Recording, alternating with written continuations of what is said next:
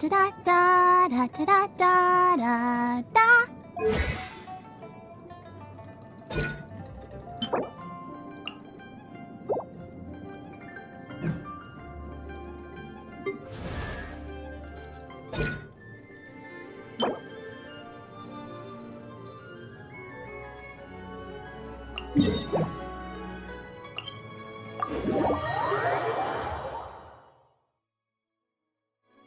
La da da da.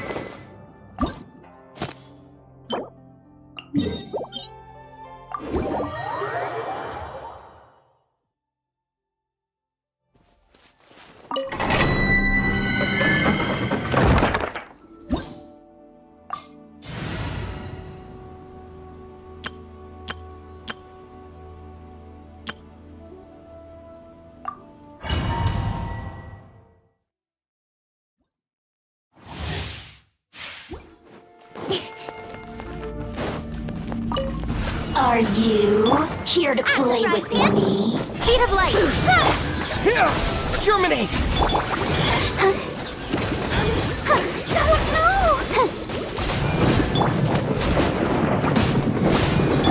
Incoming.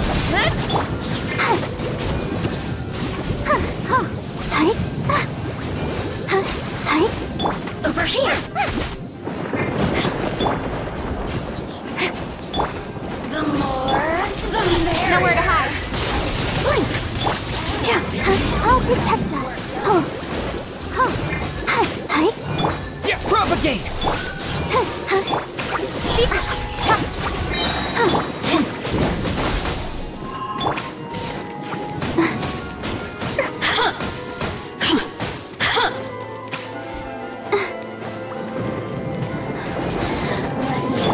Incoming. Here! Lauma, get them. Hey,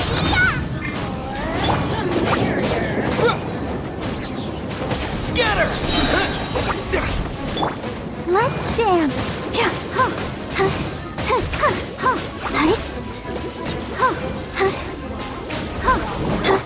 Speed of light. Hey, Let me cut to the amuse chase.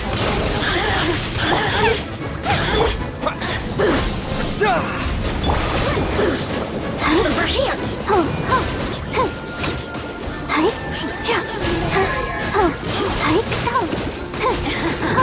Let me amuse myself Go, Barbara, go! Don't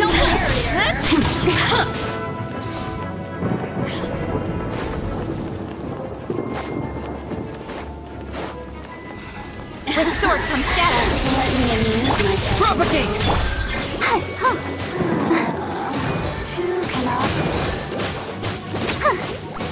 Go, Barbara, go!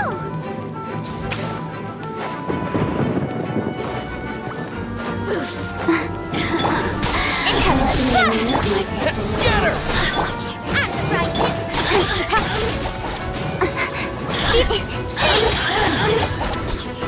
Cut to the chase.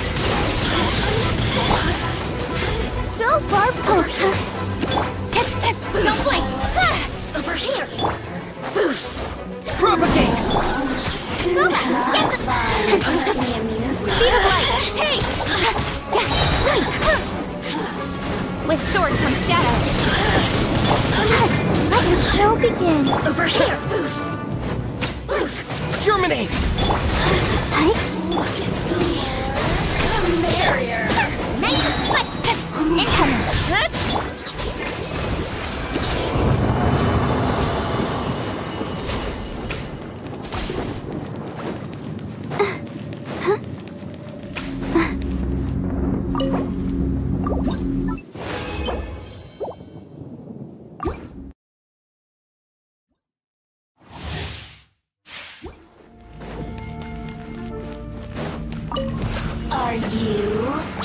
play with me? You're toast! Don't blink!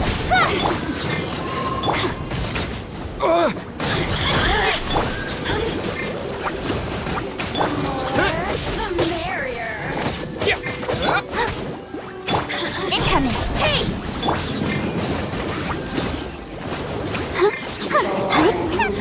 So very Nowhere to hide. how to get me going.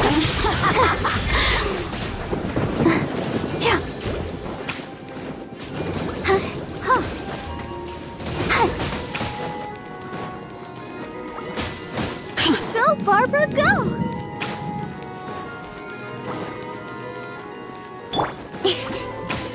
Booba, get them!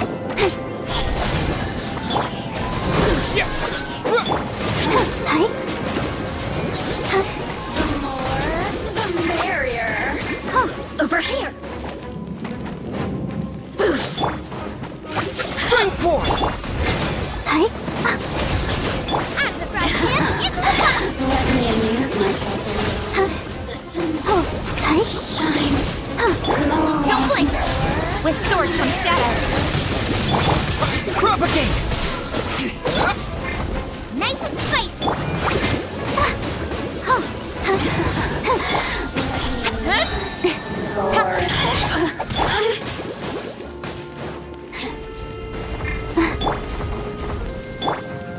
Booba, get them! Incoming! Hey! Nowhere to hide! Scatter! Hey! The more, the Don't blink! merrier.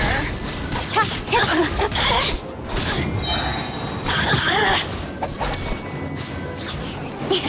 to the chase! Let me amuse myself a little. Propagate!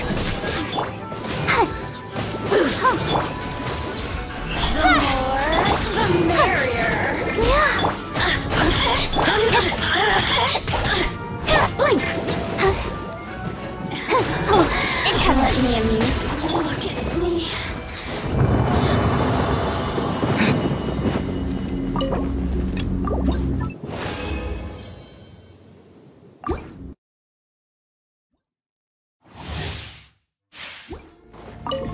There you are.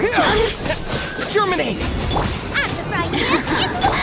Let me amuse myself a little.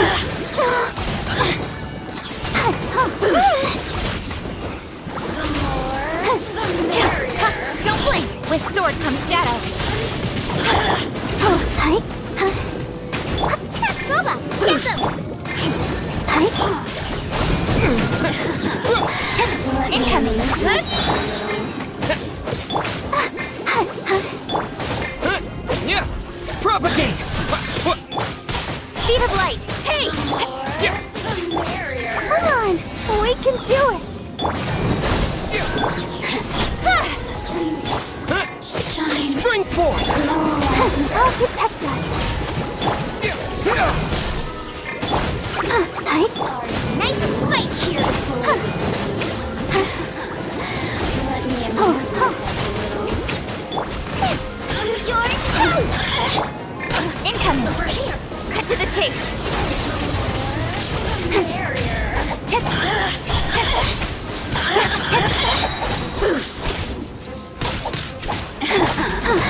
Let me amuse. Scatter!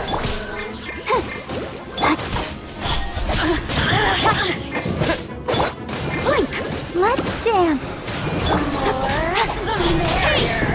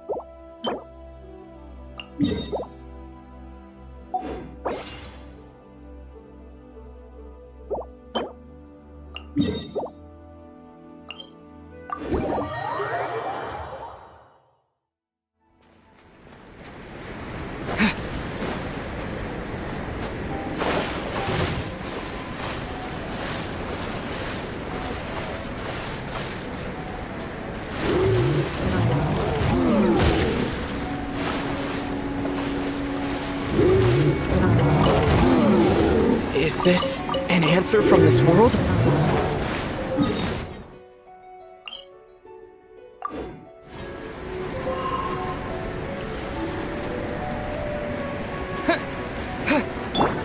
Don't blink!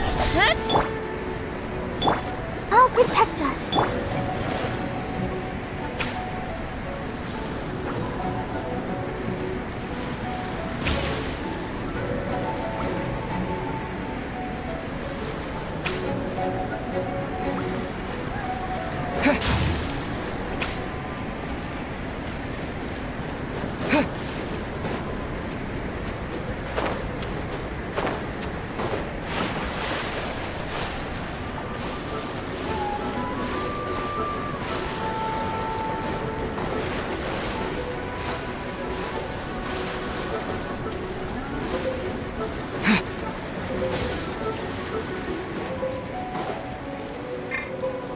Propagate! Speed of light. Hey!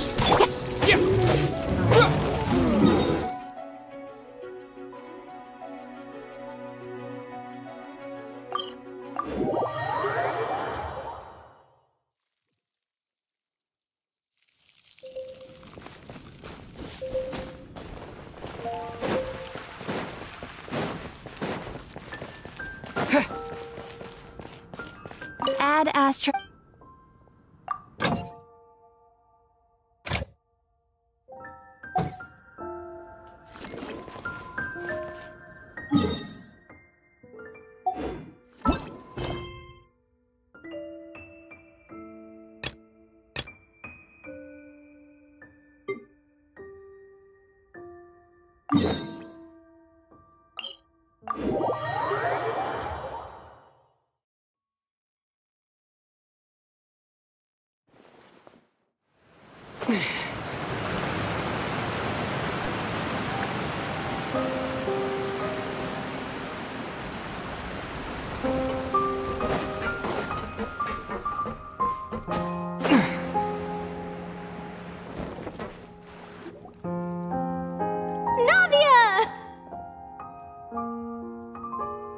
Oh, it's you. What brings you all here? Hey, we're just having a look around. I'm here to update myself on how things are going here. Oh, the Fatui are here too. Let me introduce you. This is Mr. Garunt Snežević. He represented the Knave in sending us a large amount of supplies, and is helping with our work. Our residents are hard at work as well. Thanks to everyone, work is progressing nicely. We've lost a lot of people, but we're moving forward. That will have to be enough. Hello, Miss Charlotte. I'm a big fan of yours. I especially like that article you wrote last year about Fontaine's stray cats. But if you don't mind, could you not emphasize our role too much in your report? It's not charity we're doing here. We just happen to share the same interests as the Spina. I get where you're coming from. I'll keep it as simple as possible. Or would you be willing to feature as friendly neighbors? That would be fine. Thanks. Oh, you're back too. How are things? We finished laying down the construction materials. It'll be another hour before the workers are able to go over there. Huh? You're here too, Clorinde? Well, her reputation's greatly risen after that whole duel business with Miss Farina. So she's here in Poisson to wait out the heat. All right. She really came here to help me out. There's too much to consider in the reconstruction of Poisson. The Spina has need of more decision-makers. And, well, I do already happen to be connected to Mr. Callis. Oh, wait just a moment. Do you mind me asking a few questions? You know, about how you felt before the duel, about what it was like facing down a god. There's lots of exciting material there, I bet. Forget it. I'm sure you can find a better theme than that, Miss Charlotte. I see you're the same as always. Couldn't you do me a favor, for Navia's sake? Well, if we're talking about doing things for my sake, you might as well just take a few more photos of me. Or of the Traveler. It's better than wasting time persuading Clorinde, at any rate. Of course I will. I'm not gonna let him off that easy. All right, then everyone who wants to be in the photo, gather up. And smile.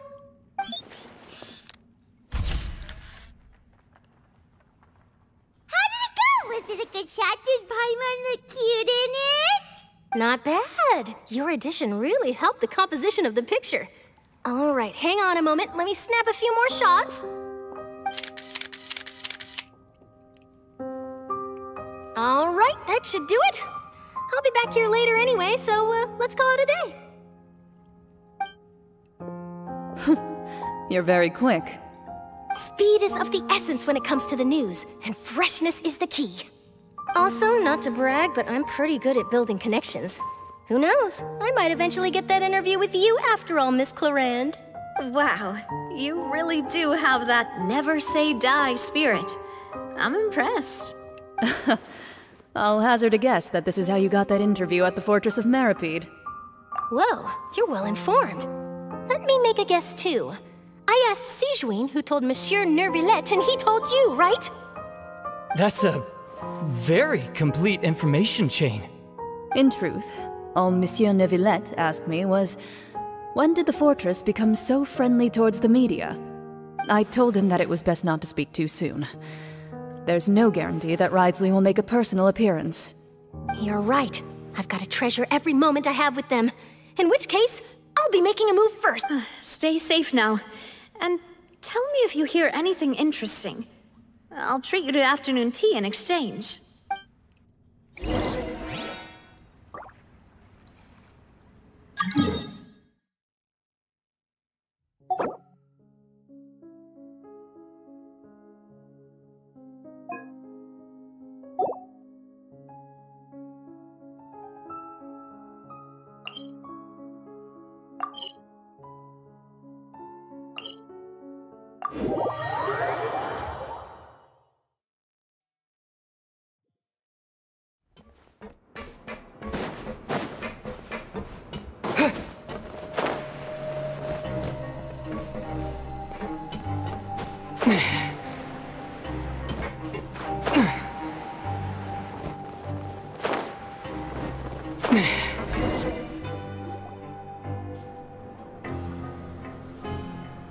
Wow, guess we're here again, huh?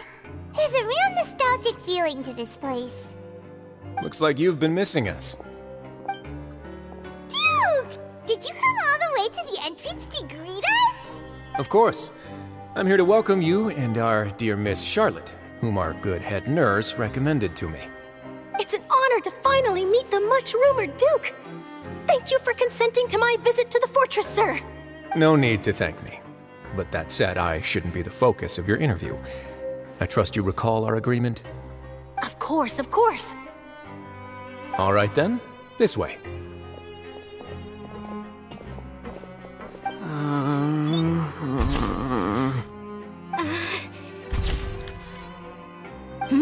Hey, no need to be so nervous. I've already taken all the photos we need. Miss Charlotte, do these pictures really need to be published on the cover of the Steambird? It would seem that Miss Lorvine doesn't want her face to appear beside that of Mr. Jurier, Sir, please don't say things like that. But it looks like dear Mr. Jurier denies it. Might this interview be very important to you then? No, I just... This is my first time being interviewed, and I'm very thankful to the Steambird for... Now, I might not look it, but I actually did meet Mr. Edwin once.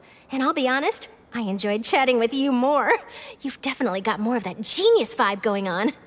The boat that brought about a miracle, the ark that saved the people. Why, you recreated a myth back there, like an emissary of legend. Still, if I might ask, where's that flying ship now? Huh! Looks like Charlotte's trying to get herself another exclusive scoop. I have to apologize, but that ship is presently in the bowels of our factory. I'm afraid it won't be easy for you to get a shot of it. Really? Well, then in that case, could I have an interview with you to make up for that loss? You already know my answer, I'm afraid. Best you interview our head nurse instead. Or perhaps you'd like to take another photo of this couple of researchers? Did you really have to use the word couple? Well, then, 2 solo photos will do. Is my hair messed up? Please, someone help me have a look. Things sure are getting pretty lively here. We've seen this kind of thing before. Oh, seems like everyone's here. Would any of you like to try this new drink I came up with? Ah, Siegeween. Hey, Miss Charlotte. Why don't you, take some pretty photos of our head nurse? Sure.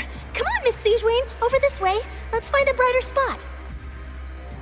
Huh? Sure. Do I have to smile? So, how have things been at the fortress? Same old, as you can see. Fontaine's undergone some changes, but this place is still more or less the same. Other than that flying ship, it got a tad too much attention, I think. That's why I decided to let the interview go through. We should direct more public opinions toward the behind-the-scenes heroes. Am I right, Mr. Jurrier? Miss Lurvine? You're too kind, sir.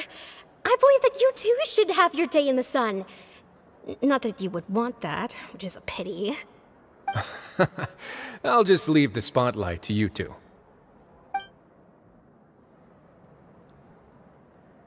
I see. Lots of things happened that day, huh? Anyway, regarding that Harbinger, I'm not sure you remember, but his 3 young followers are still waiting for his return. He sure did win them over, huh? I'll tell them that there's good news and bad news. The good being that their boss seems fine, and the bad being that they must face extended sentences for abetting his escape. Oh, actually, what about you? Are things gonna change for you too? What change can there be? The fortress will keep chugging along, and so will my duties.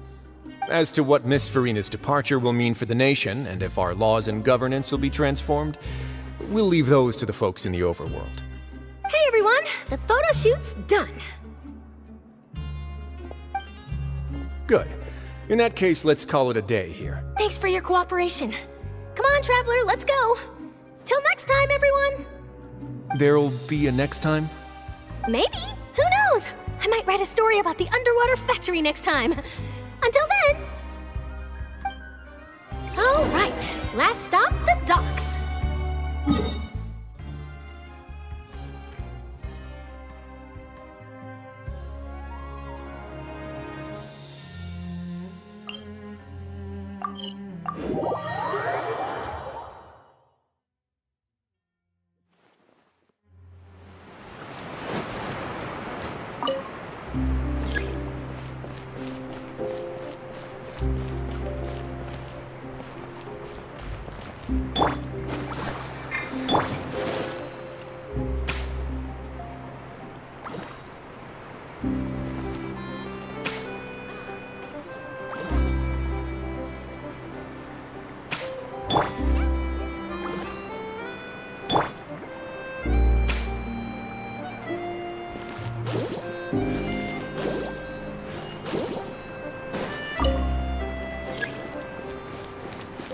Barbara, go!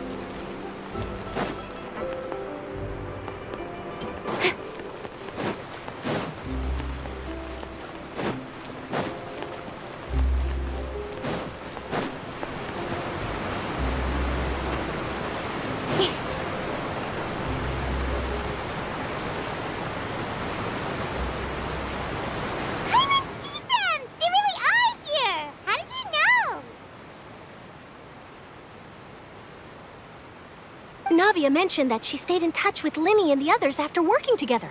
Apparently, they've been at the docks distributing these strange pockets the whole time since. Traveler, Paimon. Ah, and Miss Charlotte, too. Would you like a magic pocket? What sort of gadget is it? It's a wondrous bag that can be used to carry many things. The water level has returned to normal, But if you see any of your things floating around, you can use this to carry them. Or you could trick a friend into doing it for you. Trick a friend? I wonder which of my friends would fall for that. You could just make a friend like Fremine here. Isn't that right, Fremine? Is this what you meant by, I'll help you make some more friends? To be honest, that sounds pretty sweet. Could I have your contact, please? Sure. Please, write down my address. Lynette sure is working hard to help Fremine socialize. He was the one who proposed doing this. He even wants to assist in our magic shows. Yes, I was planning to first introduce Pear as an assistant, and later Fremine himself. In the future, I think we can leave underwater escape magic to him too. That said, would anyone want to see a diver escape underwater? Oh, it'll work out. Every journey begins with the first step. He'll become a part of our show eventually. Lynette, could you come over? Miss Charlotte says she wants to take a picture of us. Got it. My, that Charlotte is rather perceptive. She got rid of everyone the moment she realized I had something to say to you. So, how have things been, Traveler? Father says that you did a great deal during the latest events. She's very grateful for your contributions to Fontaine. That's alright. We were more than happy to help.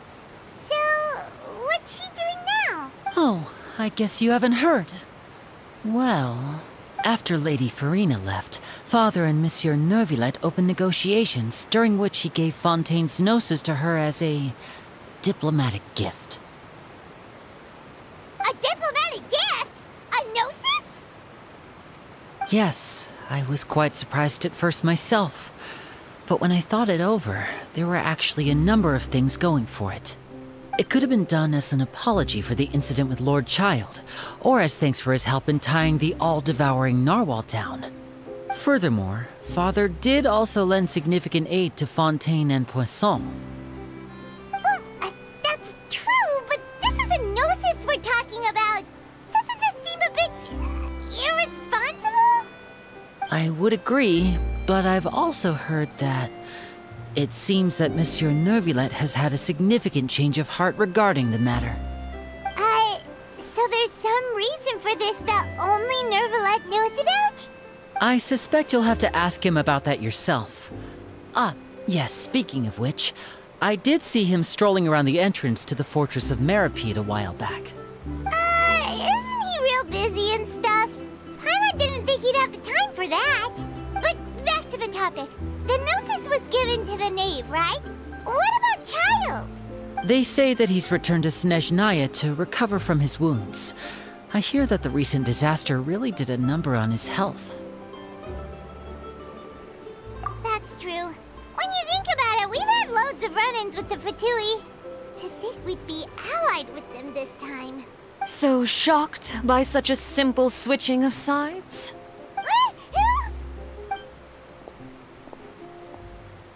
Father! Well, what do you know? Come to the docks to see how my children are doing and meet the Traveler by chance. Please do not pay my accomplishments in Fontaine too much mind. I would have done them regardless. Are you going to take the gnosis back to Snezhnaya? That is our duty as harbingers, yes. Don't be too preoccupied with sides. The goal of the Fatui concerns not a single place or person, but the entire world. With such a grand goal in mind, it is inevitable that we must wear many masks. Switching my masks is something I've always done. Well, that depends on many things. No one truly knows what the future holds. What good is honesty if you can't rely on it forever? As for you, I very much look forward to our next collaboration.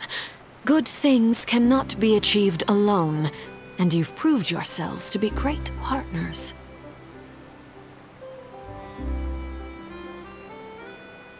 A vision? All right. I'll remember to return it. Thank you for keeping it safe for him this entire time.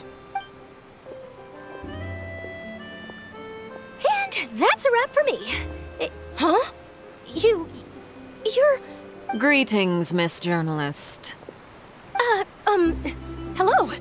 If I'm not mistaken, there are diplomatic channels I'll need to report to take a photo of you. That is correct. So forgive me, but I will not be able to serve as a subject in your article.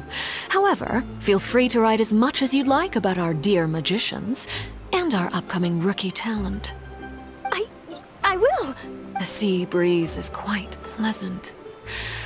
I shall continue my walk while the weather remains so agreeable. Farewell. Farewell, Father. Oh, she has such an intimidating presence. I didn't even dare to take a picture. Thankfully, I've already wrapped up all my pre-scheduled interviews. Thank you all. This'll be more than enough for me to write about, I'm sure. Don't be too nervous. Why don't you take a magic pocket before you go? Here, Traveler, Paimon, you take one too. To move things about? That's right. Funny. I was giving out magic pockets when we first met too. And what do you know? I'm doing the exact same thing right now. So many things have happened, but the pockets are still the pockets. I guess this must be life. We will all follow our own paths, and serendipity will lead you to your fated friends. All right then. We'll be handing out pockets in some other districts later, so we'll get going now. Have a good day, you two. Well, guess we sent Charlotte off. Shall we go see what Neverlette's doing?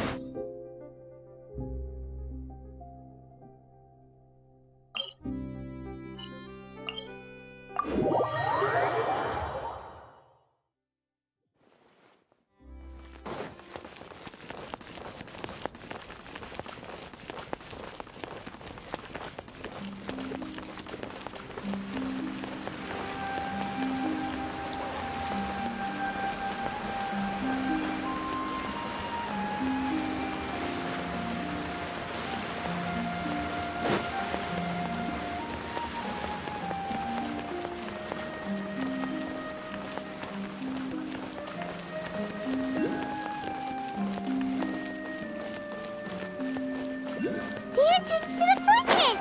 Ooh, he really is there!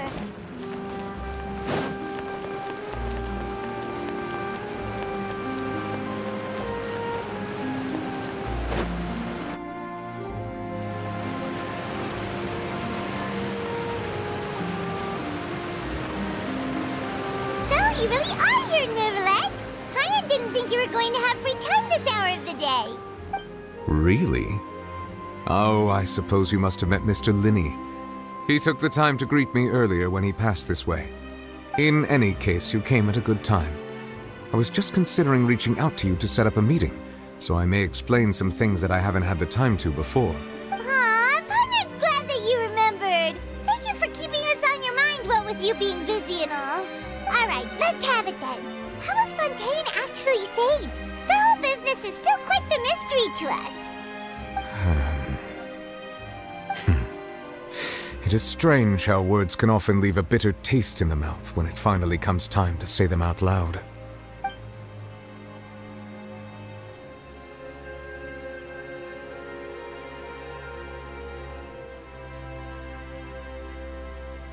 Whoa, so that's what happened?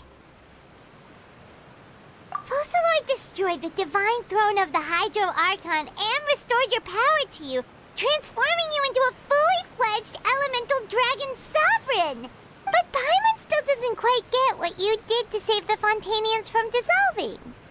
For me, the authority of the ancient dragons refers to absolute control over the hydro element. Fontainians were incomplete humans born of Egeria's use of the power of the primordial sea, with constitutions similar to that of mimics. But so long as those primordial energies remain within them, I could use the ancient dragon's authority to grant them true blood, after the fashion in which life was first brought into being on this planet. In other words, when I gave my verdict, Fontainians became true humans, and thus would naturally no longer be dissolved by water from the primordial sea. must have counted on you to make that decision as well. Your verdict was the key to making the prophecy appear to have come true while saving everyone. Yeah, and in a manner of speaking, Focalor finally managed to fulfill the original Hydro Archon's wish to turn Oceanids into real people too! It seems from your expressions that you still have more things you wish to ask. Ask away. I will tell you the truth as I know it.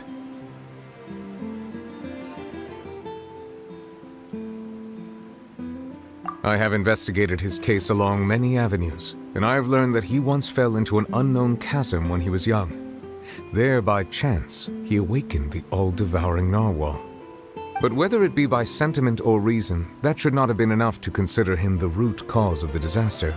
At most, he would have had tangential liability. As for the judgment passed by the Oratrice during the trial, whether it was due to that liability by association or Focalor deliberately using him to buy time for us on the assumption that he would be able to hold the creature off, I cannot say. Guess Focalor had Fontanians in mind the whole time. In the end, it was thanks to her that they finally became real humans. Hang on a second. Paimon suddenly got another question. Back when Fontanians hadn't yet become real humans, were the children they had also transformed Oceanids? Life has always flowed like water. Do you recall how Fontanians would often come to the Fountain of Lucine to pray for children? Yeah! Lynette said the fountain is where all the waters in Fontaine converge. In truth, even those couples did not know that such prayers were no mere custom, but instead a form of ritual. Those Oceanids who were blessed within the spring water would later descend as new humans in the coming months. Paimon sorta gets it now. Either way, seems like this ritual won't be of any further use, but it'll probably live on as a local custom. Ask away. I will tell you the truth as I know it.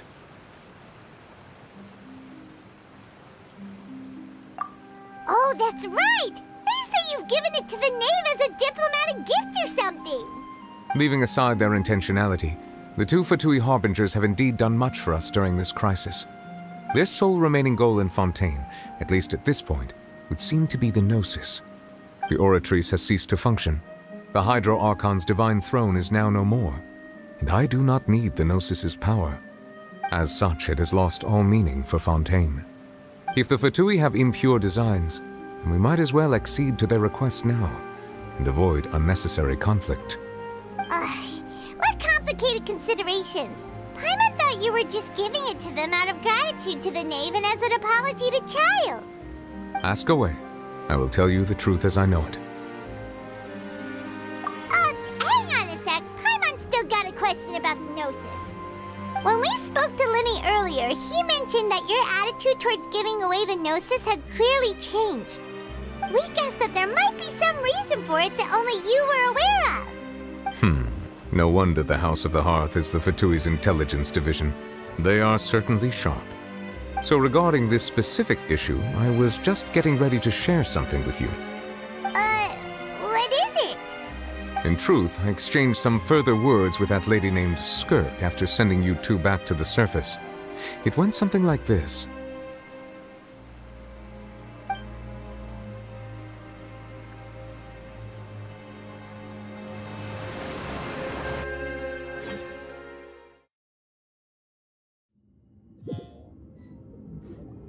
Well, we're going to head topside to see what's going on. You hurry over soon as well, all right, Nervalet?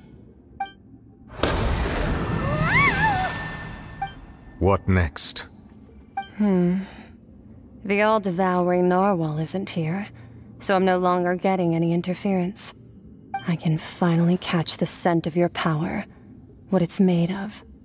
It is the authority of the planet's primordial dragons, but with something very similar to a god's curse mixed in. It's quite a novel blend.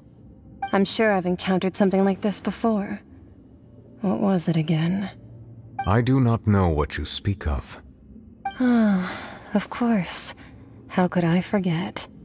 You should have the remains of the third descender on your person, yes? Remains? I've never heard of any such thing. According to your parlance, I believe it may be called a gnosis. Well, that much is true. After Focalor's divinity faded, she handed her gnosis to me. But I fear I have never heard of it described in the manner that you just did. I've been training with my master, the Foul, ever since I was young, and I have never returned to the surface since. So most of the information I possess, I got from him. It is only natural for those who are greater than humanity to possess a different sort of common sense, which is why there are so many problems in our attempts to communicate with humans. Regardless, you should probably get rid of objects of misfortune to prevent any disasters from befalling you. To live in itself is a blessing. But once a person dies, the bonds he once had with this world shall all turn to curses. What do you mean by that? No need to fret. These are just my personal thoughts, and my reason for no longer wishing to return to the surface. This third descender you refer to, who are they? And when did they die? Master never mentioned them to me. Perhaps it just wasn't that important for me to know. If you're interested, though, I could ask him. I'll be sure to pass the answer on to you next time. Next time? You believe we will meet again? I do. Wait. I have a disciple of my own, don't I? He can be the messenger then.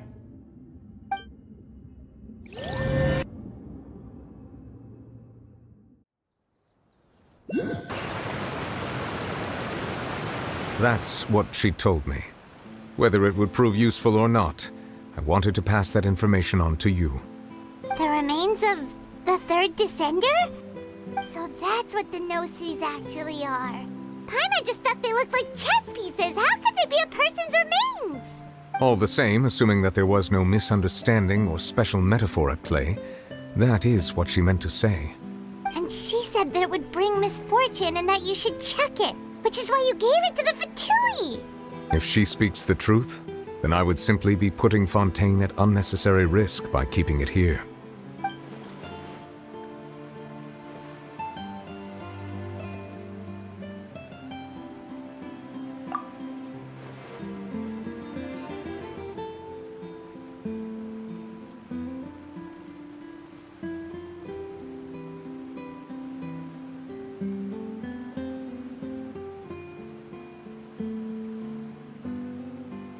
I had guessed that you might already be familiar with this concept, but I did not expect you to be one of them. That means that the Gnosis, which are exceedingly element-compatible and can even enhance elemental abilities, do indeed come from the third descender. I wonder, does your body also possess similar properties? Like being able to use elemental powers without a vision! That does sort of count as special compatibility, right?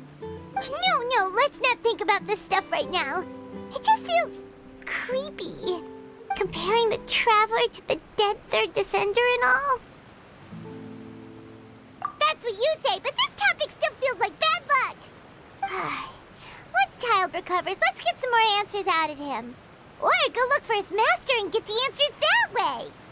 I too believe it unwise to make too many blind guesses when information is lacking. The same is true of being at court. All right. Whatever the case, it seems like the crisis here in Fontaine's over for now. Yes. All of Focalor's efforts were for this moment as well. But she sacrificed herself in the end as a god, and she suffered through all those years as a human. Was that really what she wanted? I suppose that would be the mystery of a god's will. I suspect not. But once in a while, I too would guess that if wishes were like the clouds in the sky, they will one day return to the earth as raindrops. Life flows like water, and rain is the final answer. The water levels may sometimes tilt one way or another, but the rain falls fairly upon all. And what, ultimately, is the difference between the rains that fall upon all of us?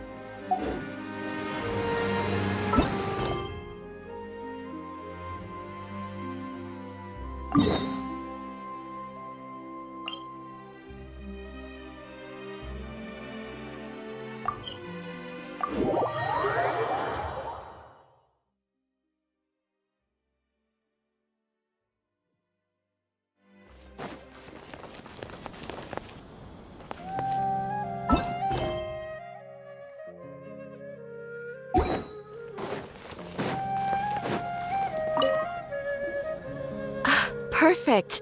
It's you two. I have a commission here that has your names written all over it.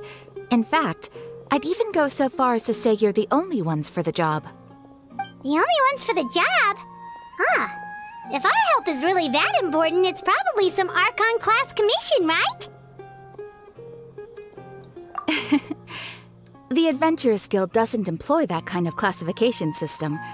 In fact, this commission is also probably not nearly as intimidating as what you're expecting. All it asks us to do is to find a missing person. Huh? Then why did you say we were the only ones for the job? I came across this commission while reviewing our backlog not too long ago. It seems simple, but our records indicate that over a dozen successive efforts to complete it have all ended in failure, despite attempts by several accomplished and renowned adventurers. With the reputation of the Adventurers Guild and the performance of the Sumeru branch at stake, it's in our best interest to assign this commission to the adventurer with the highest completion rate over the past few years. Well, that's us for sure!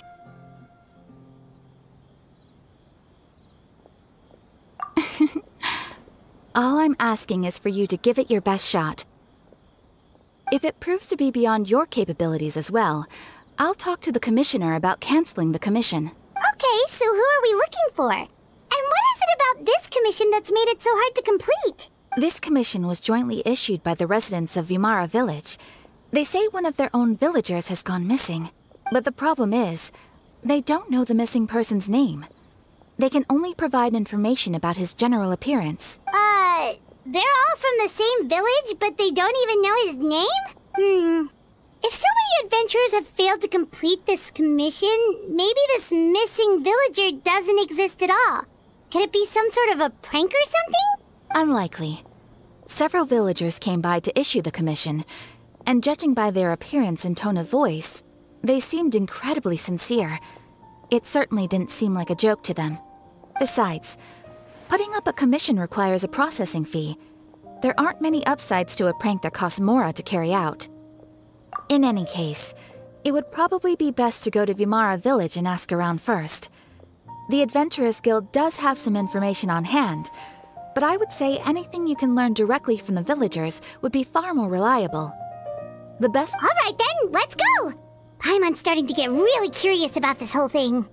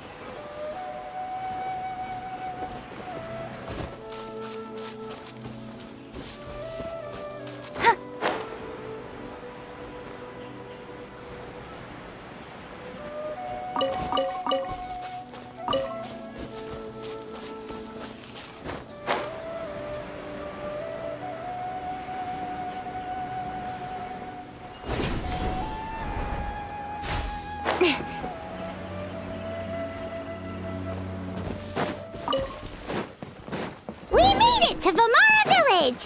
Why don't we talk to some of the villagers to learn a little bit more about the missing guy? If this commission is really as challenging as Catherine made it out to be, we're gonna need to carry out a very detailed investigation.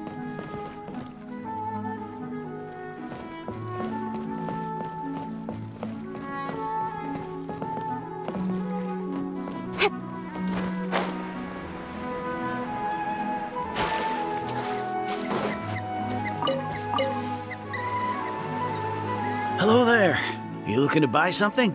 I do business in this area. Oh, no, we're adventurers. Catherine sent us to look into a commission here in Vermara Village. Ah, so you're here about that, then. Ah, you're not the first, that's for sure. We've certainly made a lot of trouble for you all. To be honest, we aren't holding out much hope. Many adventurers have made their way out here, confident they'd be able to help us, only to leave soon after with nothing to show for their efforts.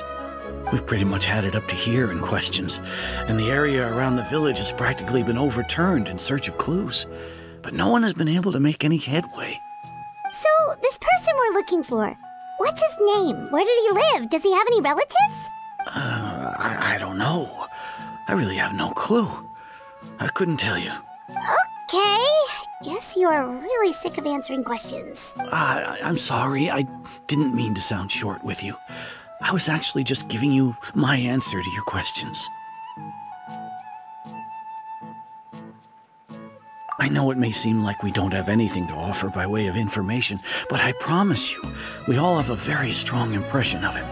When you live in the same village as someone, you develop a lot of memories together, you know? We just don't know the specifics. Maybe we did at one point, but that information is long gone by now. At least that's what everyone in the village seems to think. We've all exchanged what we know, and that was the only logical conclusion. All right, specifics aside then, what kind of person was he? Young guy, in his early 20s probably. Incredibly kind sort of person, always willing to lend a helping hand. I'd chat with him when I didn't have any customers. I even saw him stick out his neck for others on more than one occasion. Very interesting guy, that one. Now that you've started talking about him, you don't seem nearly as down in the dumps as you did before. Seems like he left a pretty good impression on you. But of course, everyone in the village is pretty fond of him. We wouldn't have issued that commission otherwise. There aren't many young people like him nowadays, so genuine and pure. To think that he just up and disappeared one day. I just hope nothing bad happened. Could he have just moved away without telling anyone? No, he's not the type to leave without saying goodbye. And anyway, moving away without being seen by a single person in the village? There's no way he would have been able to manage that. Huh. All right, thanks for the information. We're gonna go ask around some more.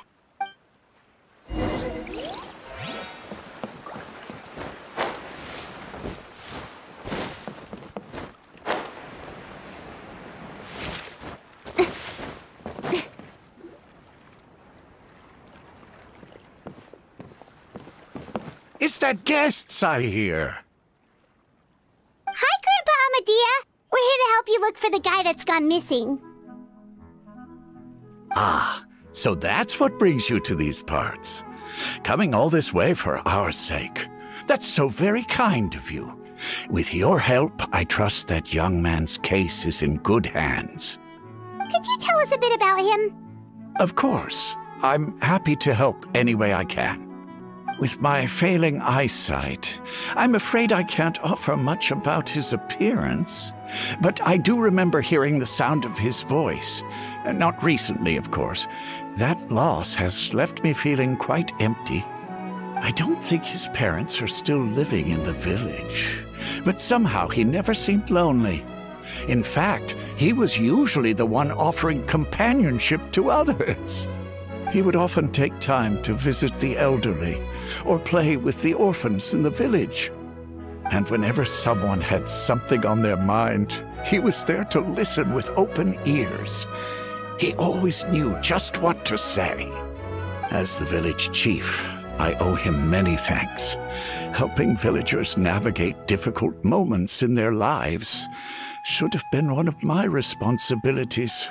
But he was often the one rising to the occasion. Wow, he seems like such a nice and gentle person. No wonder his disappearance affected you all so much. But, you wouldn't happen to know any details about his name, address, or family situation, right? I'm ashamed to admit it, but I just can't remember. No matter how you look at it, I should know those things. But for some reason, no matter how hard I try to remember, the information just doesn't come. Perhaps my age really has caught up with me this time. It's okay. There's no need to force yourself to try and remember. We'll figure something out.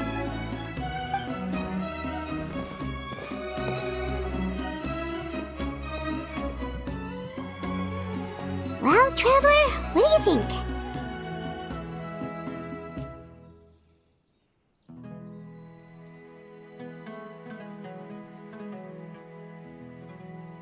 Paimon thinks so too.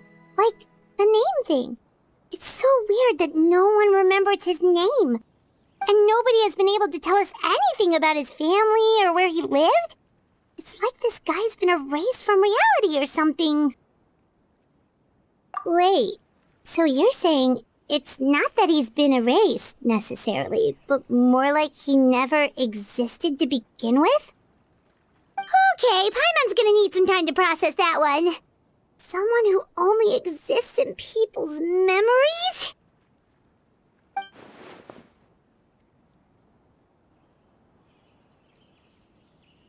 You two are the adventurers who just arrived, right? You're here for the Vamara Village Commission? Yep, sure are. We were just looking into the case. I'm so glad to hear that. Thank goodness you haven't given up. I've been so worried the Adventurers Guild might cancel our commission. My name is Atosa, by the way. I grew up here in Vamara Village. Anyway, I just wanted to say, please keep searching for a missing villager. I'm begging you. You have to find him. Yeah, no need to worry. We'll give it our best shot. So, were you close to the missing villager? Are there any leads you can give us? I'm not sure this counts as a lead, but follow me. There's a place I'd like to show you.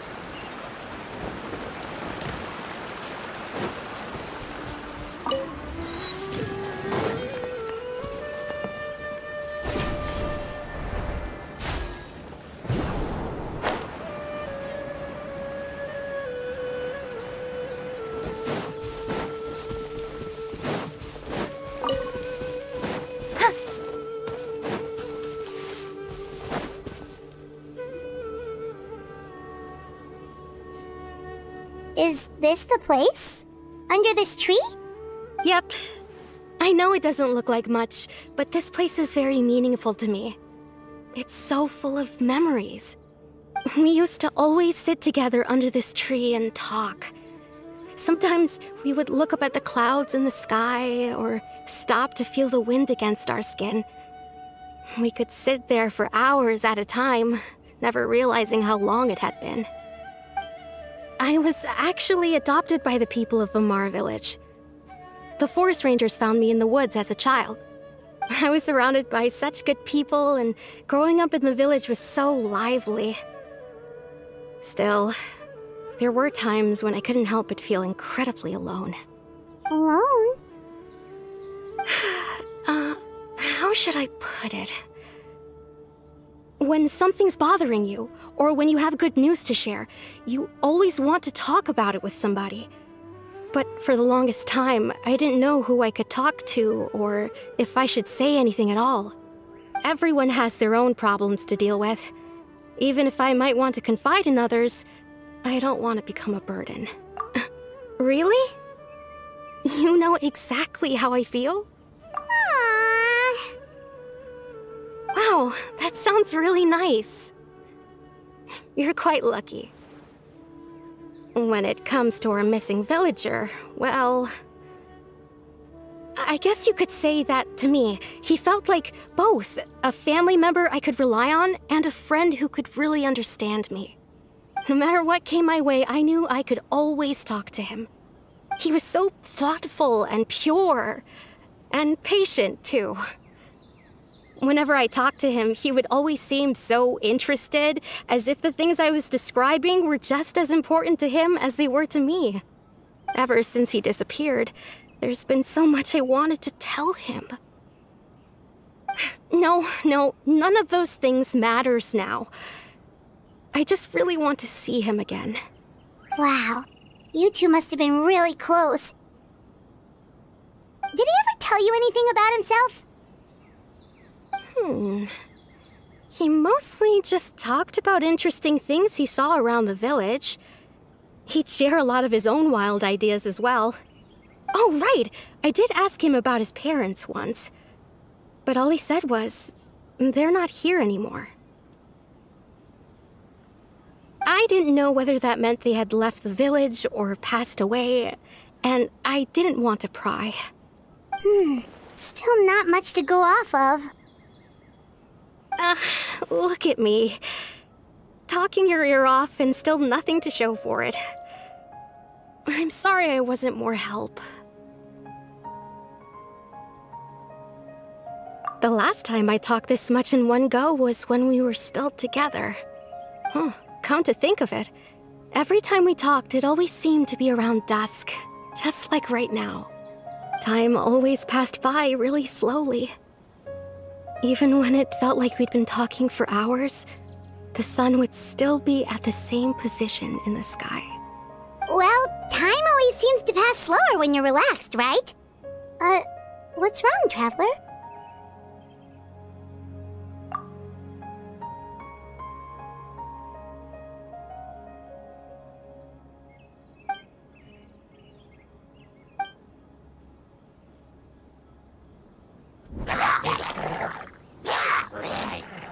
Hey, look at those hilly trails over there. Doesn't it seem like they're acting a little strange?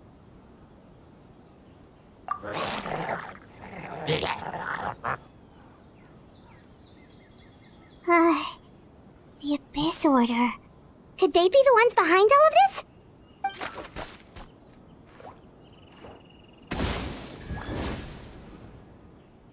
Uh-oh, we've been spotted! Quick, get ready to fight!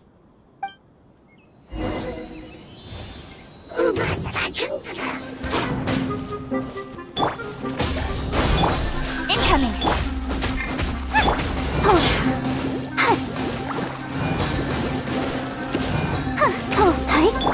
Don't blink!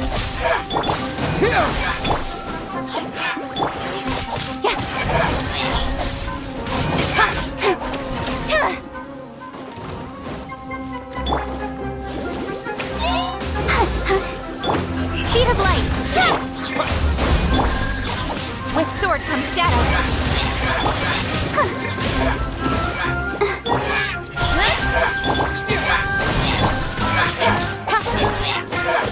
Lauma, get them! Don't blink! Go!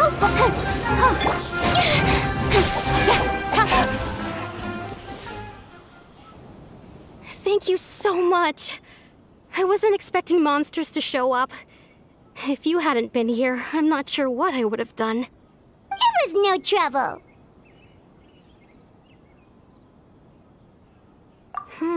Now that I think about it, the hilly trolls around Vimara village have been a lot more active lately.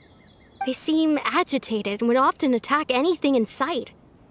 Chief Amadea doesn't allow the children to play in the area around the village anymore. Maybe the Abyss Order really is involved. Well, we should head back and check out the situation in Vimara village just in case. If the Abyss Order is plotting something that could spell trouble for the villagers.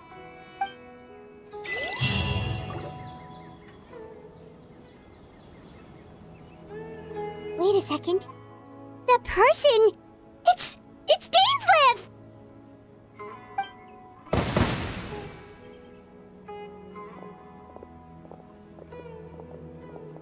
Ah, it's you two. Oh, a friend of yours? Well, I'll leave you all to it then. I should head back to the village and check up on Chief Amadea and the others anyway. Well, see you later. Yep, see you later, Atosa!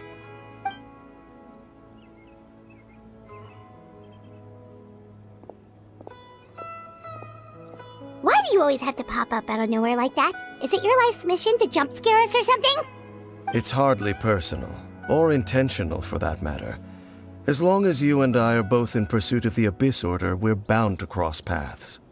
Ah, so you're here to investigate the Abyss Order then. That would explain the monsters you were fighting just now. Naturally. Hold on. Are you not here for the same purpose? No matter. It may have taken you a while to catch on, but I'm sure you've also realized by now that there's something strange about this place.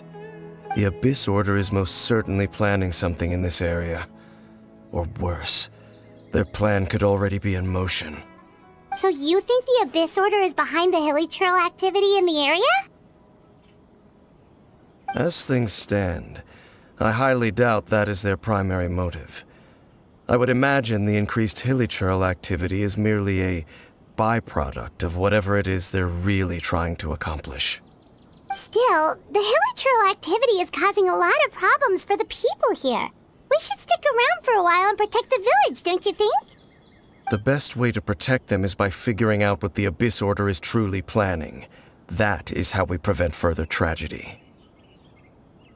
And you shall have them. I never intended to hide anything from you. Don't worry. There should be ample time to talk.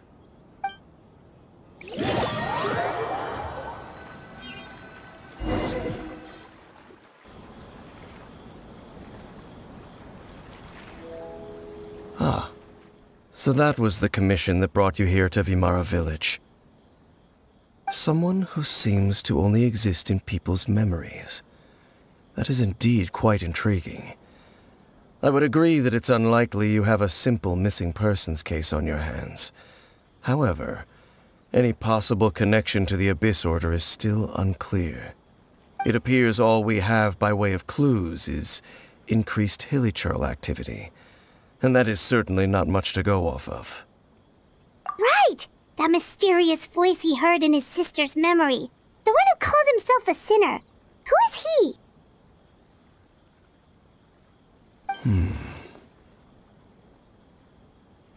Traveler, let me ask you this.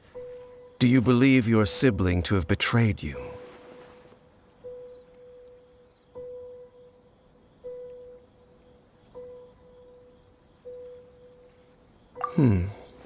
I sense hesitation in your words.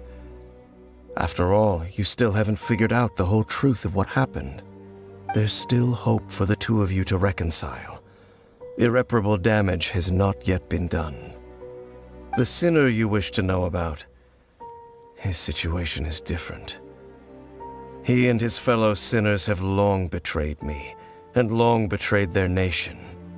His name is Vedrfolnir, the Visionary. I'm loath to admit it, but he is also my kin, my older brother. Your brother? There were 5 of them, the 5 sinners of Khanria. The wise Roptatir, the visionary Vedrfolnir, Gold Rhindaughter, the foul Sertologi, and Rehir of Solnari, Rerir. No matter how eroded my memory may become, I will never forget their names. One day, I shall have my vengeance. Wait, some of those names sound really familiar. Rhindaughter is the one who created Albedo. Sertologi is Skirk's master. And the one we just learned about, Dane's brother, Vedrfolnir. If he was the voice of the sinner, then the one who inspired Clothar to create the Abyss Order was him.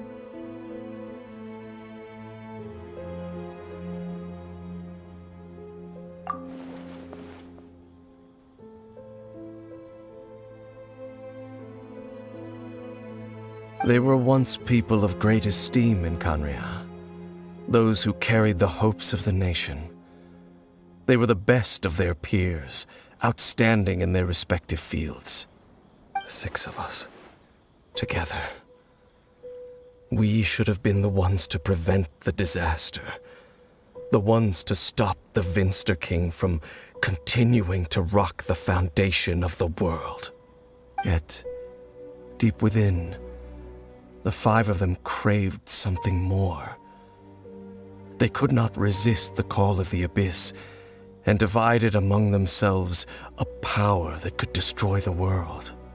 So they became sinners, but also transcendent beings, each in possession of world-shattering power. And when the cataclysm occurred, not one of them stood up in defense of their nation. Not one came forward to prevent the tragedy, and for that, they shall never have my forgiveness. Indeed, if they are not stopped, the day is sure to come when they will also betray the entire world.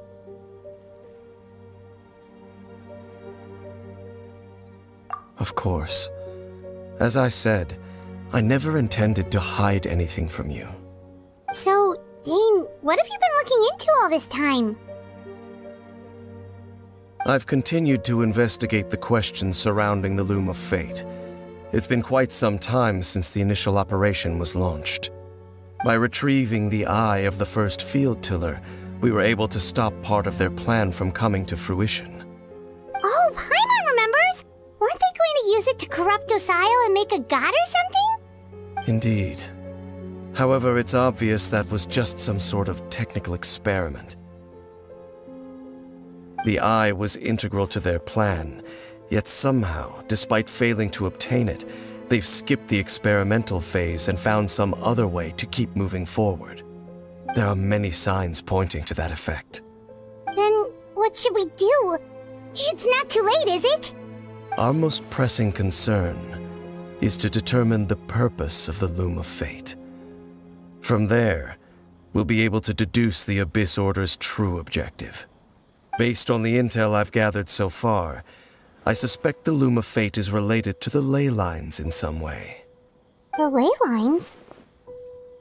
Traveler, you were able to observe your siblings' memories last time, yes? I believe that was due to the fact that the ley lines in that area were unstable. My recent investigation has shown that Abyss Order activity in a particular area is usually followed by a series of issues with the ley lines.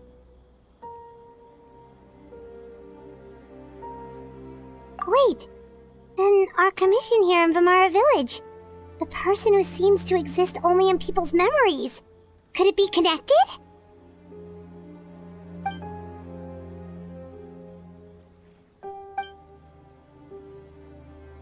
It's certainly possible. I'll join your investigation tomorrow. This missing persons case could very well turn out to be the key to unraveling these mysteries. Well, if we're teaming up with Dane again, we're gonna need all the energy we can get. Let's try investigating somewhere a little further away tomorrow.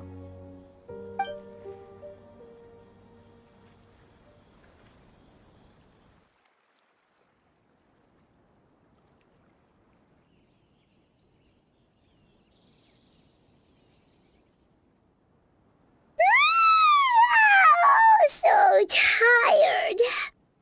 Well, let's go find Dane. We've got a lot to do today.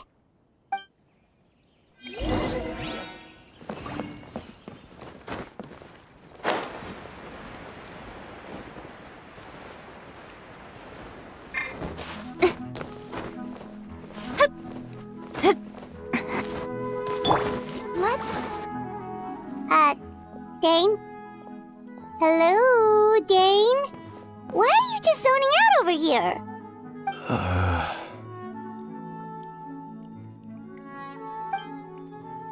Did something happen?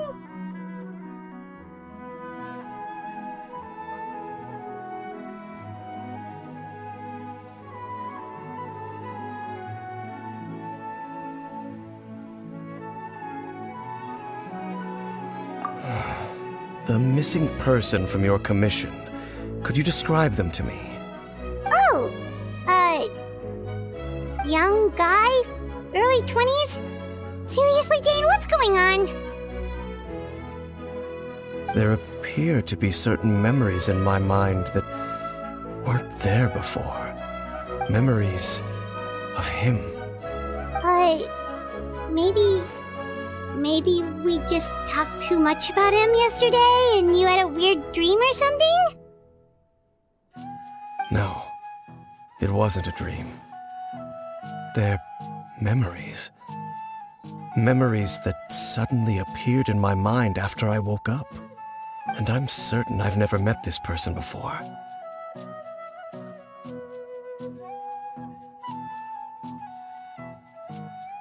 I remember handing him the eye of the first field tiller.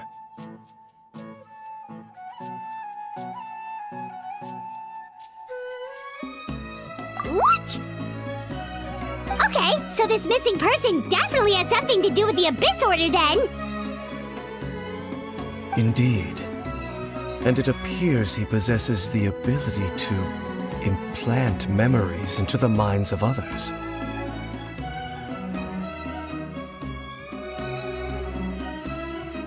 Wait then. All the memories the villagers have of him, could they be fake too? Maybe they never knew him at all. But why would he do something like that? Whatever the Abyss Order is planning, an important truth has been revealed to us this morning. What sort of truth? That their goal is still to obtain the eye of the first field tiller. They haven't stopped searching for it. I am the only person who knows its location. Perhaps implanting that particular memory was an attempt to interfere with my mind in some way. Your concerns are not entirely unfounded. I don't believe the Abyss Order is capable of altering reality like that just yet. However, considering their single-minded pursuit of the Eye, I would say an equal level of caution is in order on our part. Come with me. We must check whether the Eye is still in our possession. Oh, so you're going to take us to where you hid it?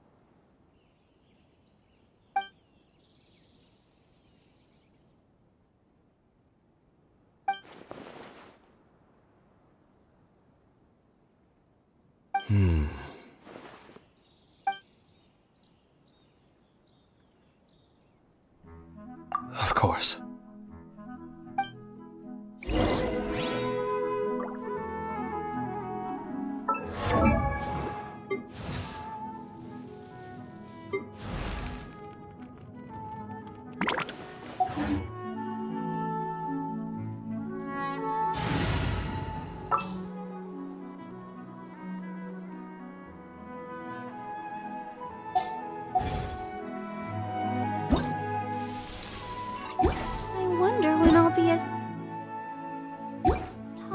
Big sister.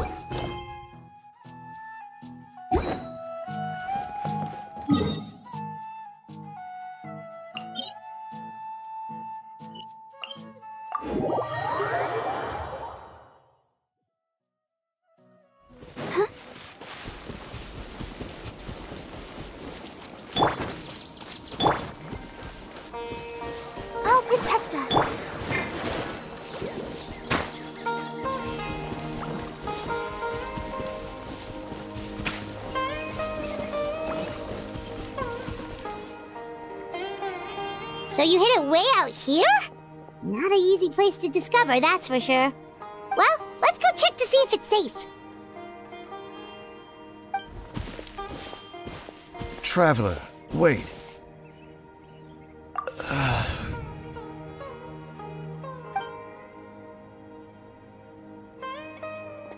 We've no time to lose. Let's head inside.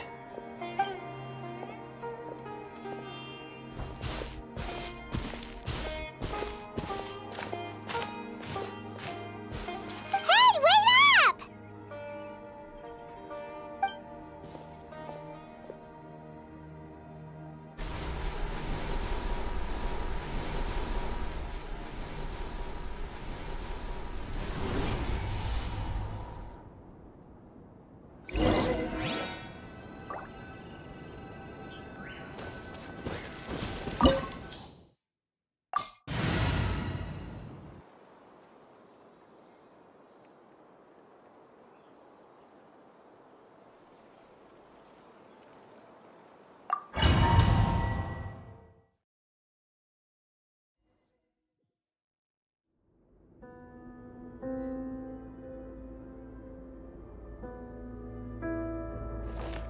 Let's dance.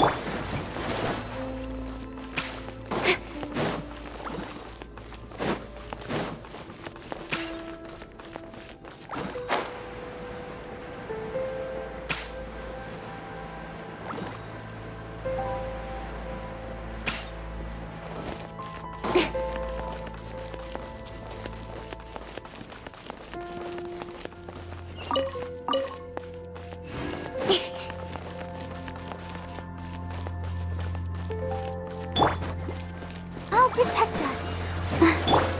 Hey! Cut to the chase.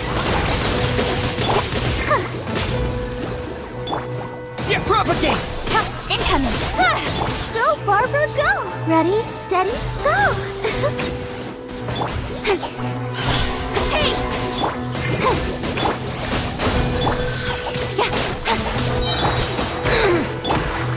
Eat this! Speed of light. Got lucky that.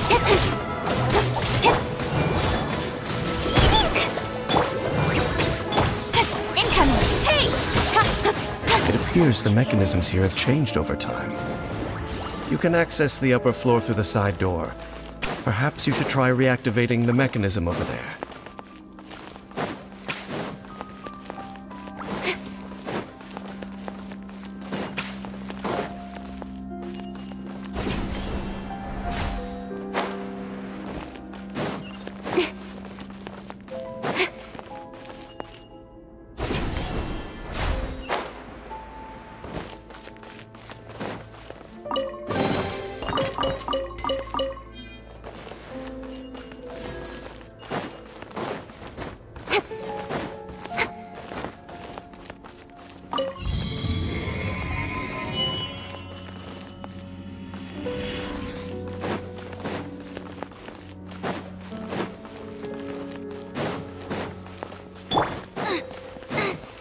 Nice and spiked.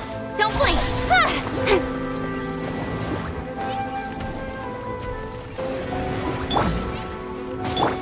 Scatter! With sword from shadow.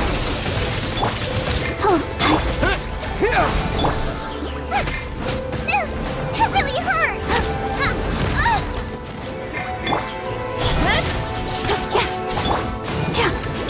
Propagate!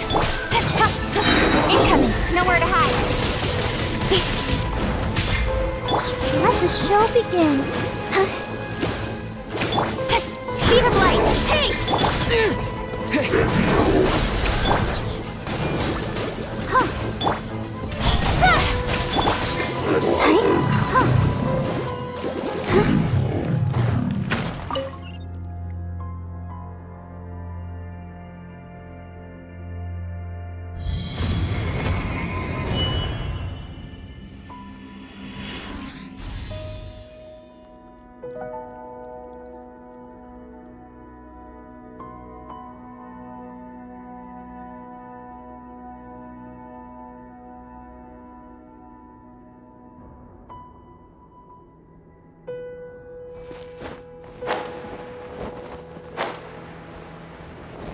Make sure all the runes are pointing in the direction indicated by the light.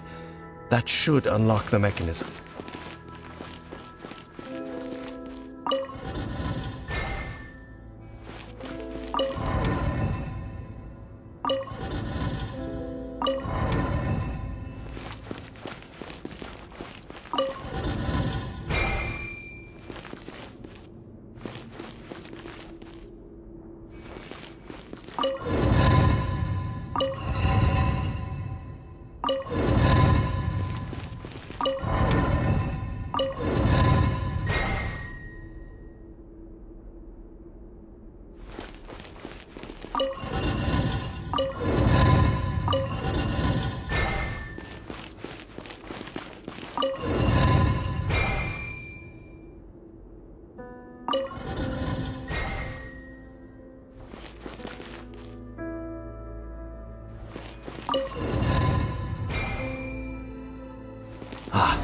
The door's open. Let's go. Our destination is just up ahead.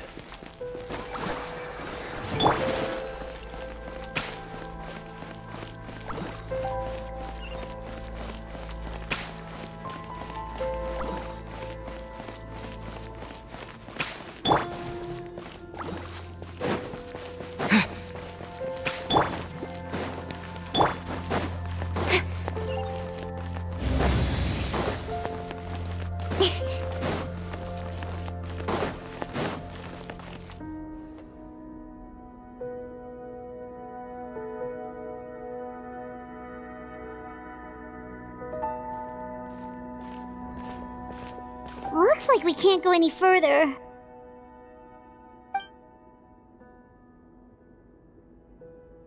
Be on your guard. I sense the presence of the Abyss. It's the Abyss Order! They're here!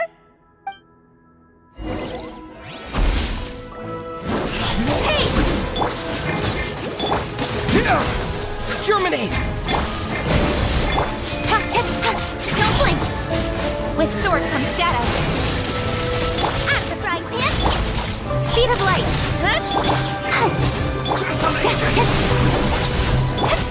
Scatter! Hey!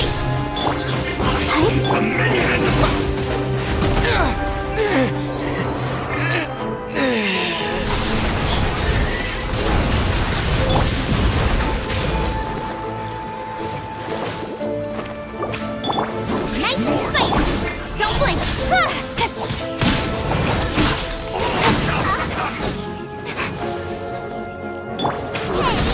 Devour! Incoming! Stronger than I... Desolation! Speed up! Conquers all! Hey! Winter is nigh. Don't blink!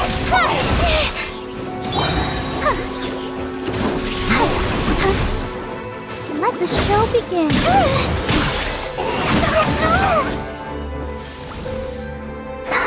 Come on! We can do it! Cut to the chase! Just as I suspected. The false memories were a trap. The Abyss Order just wanted to follow us here.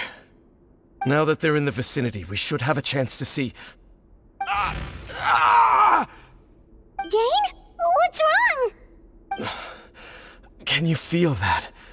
There's been a disturbance in the ley lines. It must be the work of the Abyss. Wow, you must be really sensitive to that sort of thing. Paimon doesn't feel it. You too. Do as I say. Use that mechanism over there and leave this place.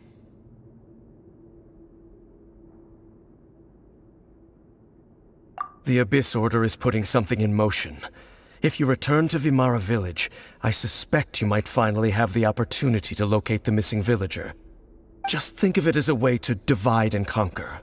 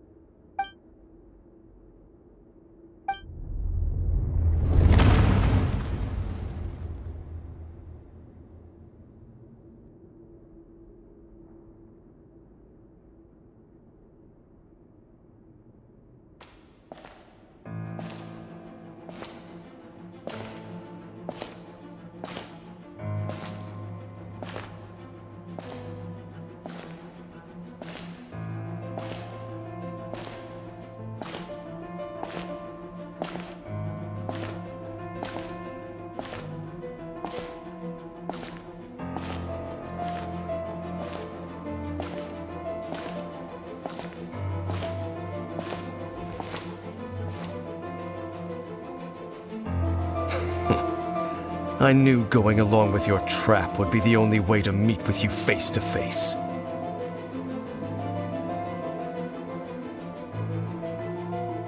You risked your safety and that of the Eye? That's quite the gamble, Dainsleif. But I believe that I am the one walking into a trap laid by the Twilight Sword. So you came here all on your own? What about those followers of yours? When the Twilight Sword is prepared for battle, any army I could send would only be marching to their doom. Better that I face you alone. I know you must have a lot to say, but if it's a conversation you want, you'll have to defeat me first.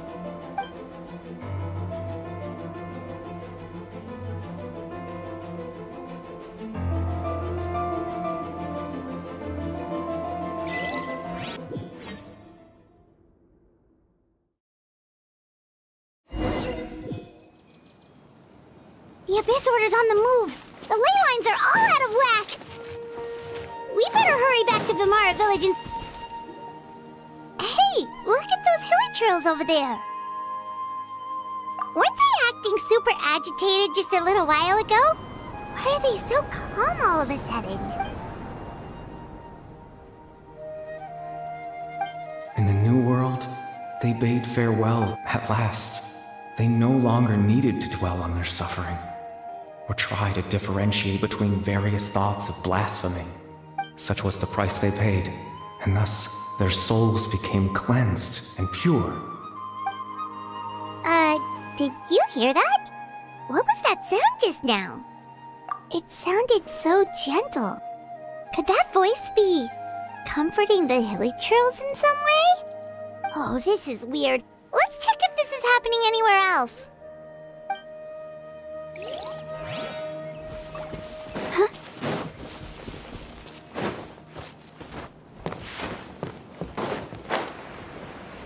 Looks like the same thing is happening over here, too. The hilly trails are calm. You see, we're both still here. We've reclaimed an endless amount of time to love. Release your tears. You no longer need to hold back your sorrow.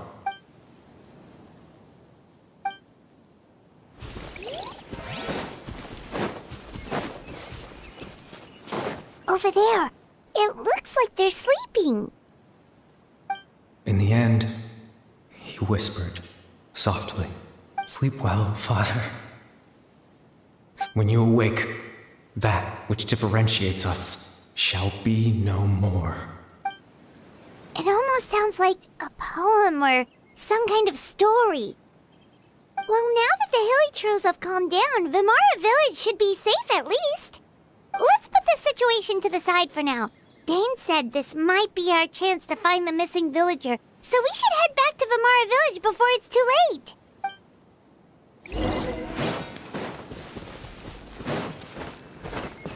Go, Barbara, go!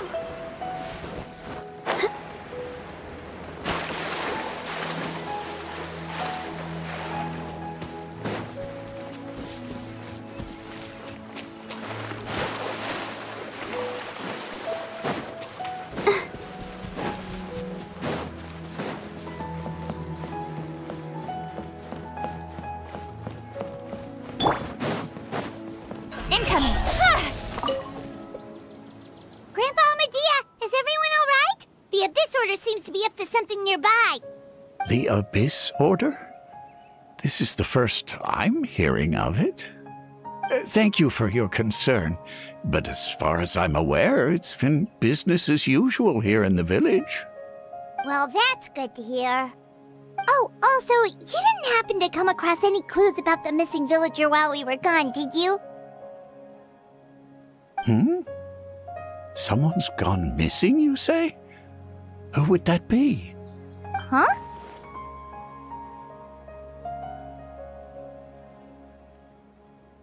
You know, the young guy from Vimara Village. The one you've been looking for all this time. You posted a commission with the Sumeru Adventurers Guild. That's kind of the whole reason we're here, actually. your missing persons commission. Ah, I do apologize, you two. I hope I'm not worrying you too much.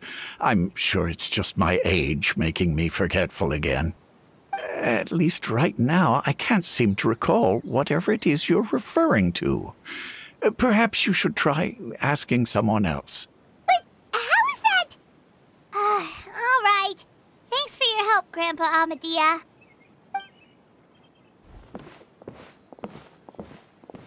Something's definitely not right.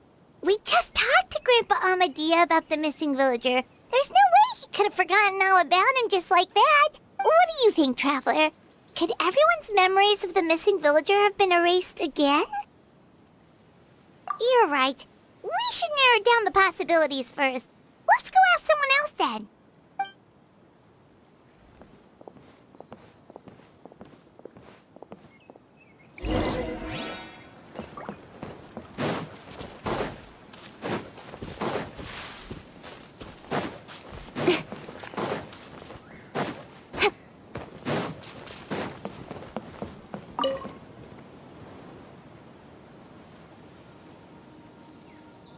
Someone's gone missing? Who? Just as expected. That guy you said a bunch of nice things about earlier? The one you always used to chat with. He's around 20 years old, and you said he was a... Oh, I know who you're talking. Really? There aren't many young people who've earned that kind of praise from me.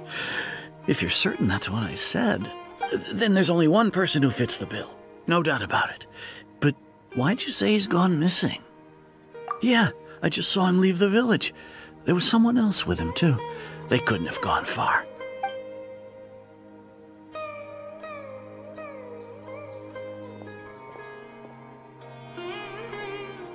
Strange. Bayram seems to remember him. And apparently he just saw him? Do you think maybe it's not that there's something wrong with people's memories, but that we've somehow returned to a time before he went missing?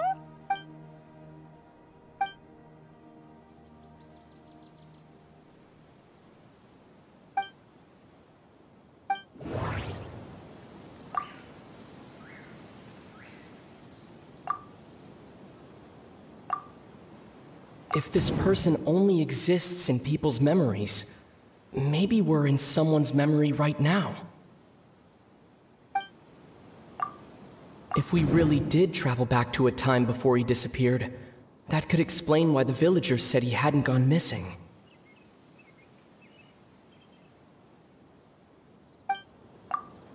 Just like what happened with Greater Lord Rukkhadevata, no one remembers him. Because they're... No, Bahram's... Right! Paimon totally forgot about the ley line disturbances. We're in someone else's memory. Just like how you entered your sibling's memory last time. That would also explain why we seem to be at a time before he went missing. It's a memory after all. Right. If he's someone who only exists in people's memories, then we're finally on the same turf. But didn't Bayram just say that he saw him leave the village with someone? Where should we go look for him? Who knows how long this ley line disturbance is gonna last? We might not have that much time, and we don't even know whose memory this is. Good idea. That'll help us narrow things down. We pretty much figured out that the missing villager has the ability to... Right! That! Could we try to figure out more about him using what we know of his ability? Like, does it maybe leave a trace that would somehow give him away?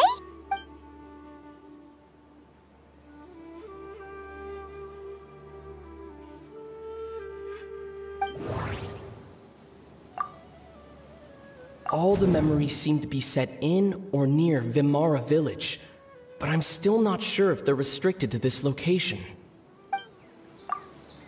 There's a difference between memories that arise from lived experiences and those that are implanted into the mind.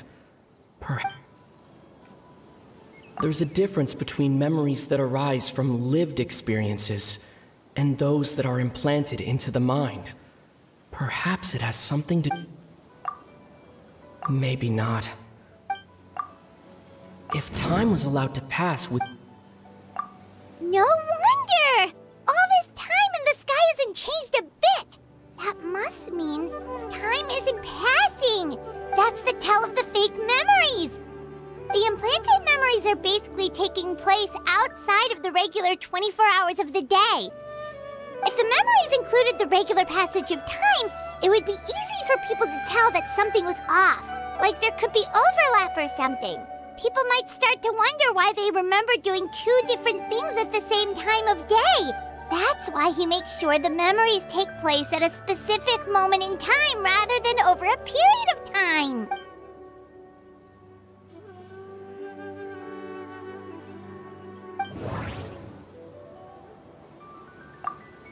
We thought Chief Amadea forgot about the missing villager, but it turns out we're at a moment in time before the village issued the commission. No. The color of the sky coincides with the Oh, right! That's exactly what Atosa described! Come to think of it, every time we talked, it always seemed to be around dusk, just like right now. Time always passed by really slowly.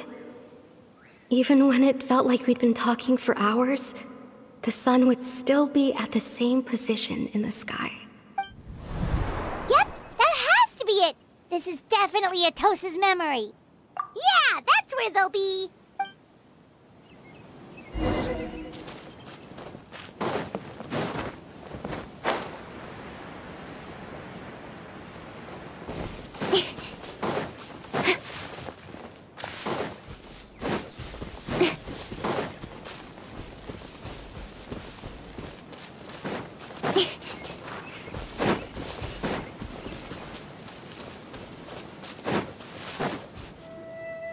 So, you see, Granny Jahiet was a mercenary when she was younger. She just talks like that out of habit. She's not trying to scare the children on purpose. Oh, there I go again. Always talking about my own things. Do you maybe have anything you want to share? It's okay if you don't. You could also just talk about what you think of me? Oh, I think you're an incredibly strong and thoughtful young woman. You'll meet many amazing people and live a very happy life. You won't miss someone like me. Huh? Are those your friends over there?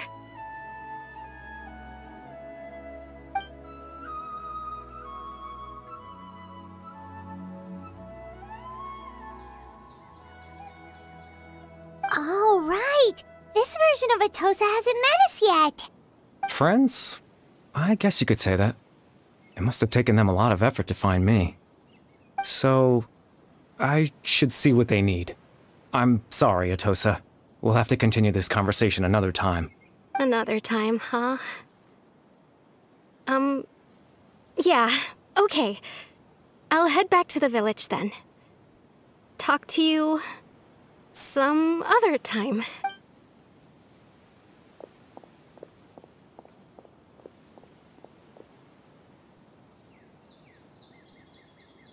It's nice to see you, Traveler. I believe this is the first time we've met.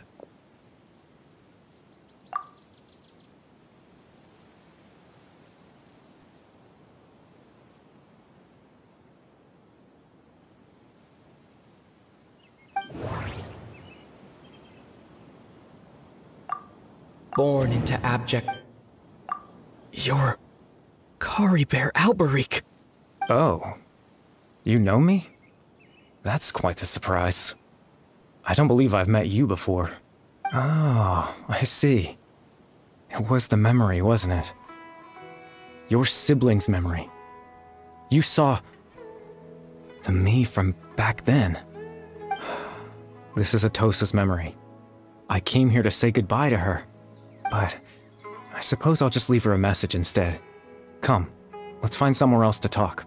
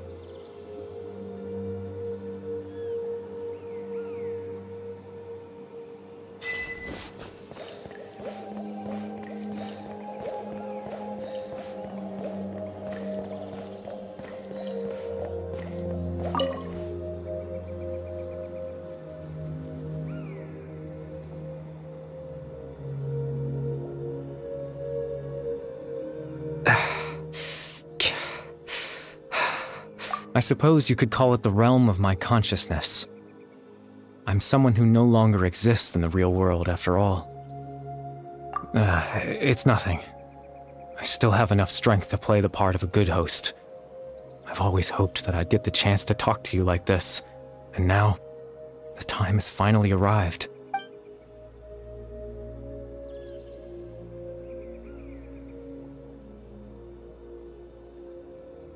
Extreme sorrow and pain. Hope and regret coursing through your veins. And a degree of abyssal power that defies comprehension. Father told me that once I possessed all those elements, I would become the loom of fate, but despite his intentions for me, I never truly became the loom of fate. I was merely used as a means for its construction. In truth, I died the moment I set everything in motion. The person you see before you now is nothing but a remnant of consciousness left over within the loom of fate.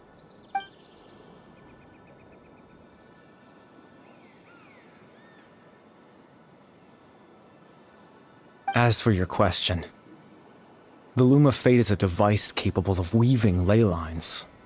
In its primitive form, it can only be used to create and implant memories. But, as more of it is completed, its power becomes stronger and stronger, until finally, it has the power to weave real ley lines of its own. Once fully completed, the moment it gains the power to weave ley lines, it loses the lower-level ability to influence memories. But it also becomes a tool that can change the entire world. Yes, I have the ability to control the loom in its semi-completed form. I suppose you can think of it as a form of compensation. After all, its existence cost me my life.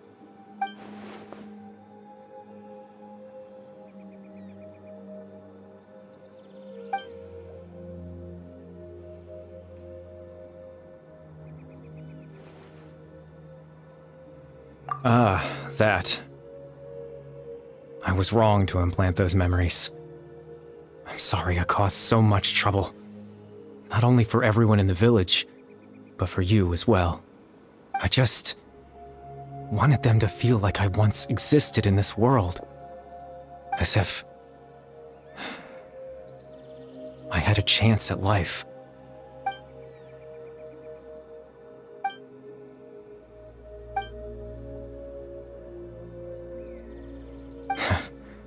I know what you must be thinking. Why would I do something so meaningless? But I had to know what it would be like if I had my own life. What kind of person I would be. What other people would think of me. Chief Ahmadiyya, Baram, Granny Jahiyat, Atosa. What would it be like if I could live alongside them? No cataclysm, no curse. Just a quiet life in a peaceful village. I was curious, so I selfishly tried to have my own life. Even if that meant piecing together the version of myself that could have been. One memory at a time. I know it sounds stupid. After all, my life ended a long time ago. Any chance at living was stripped away from me when I was 8 years old. My consciousness left to mature in an illusory world of nothingness. Even the form you see before you was nothing but an invention based on my father's appearance. An imagined version of what I would look like if I had the chance to grow up.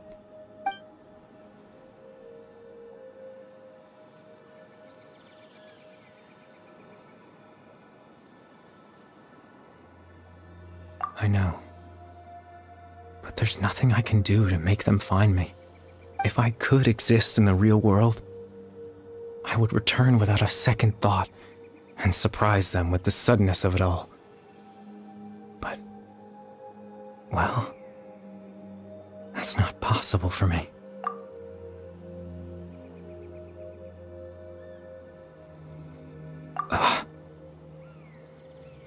I know.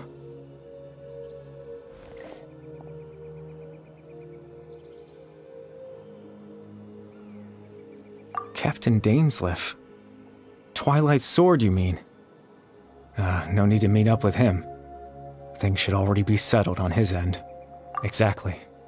As someone who could only exist in people's memories, the fact that I'm able to talk to you in my consciousness like this can only mean one thing. The Loom of Fate has already been completed.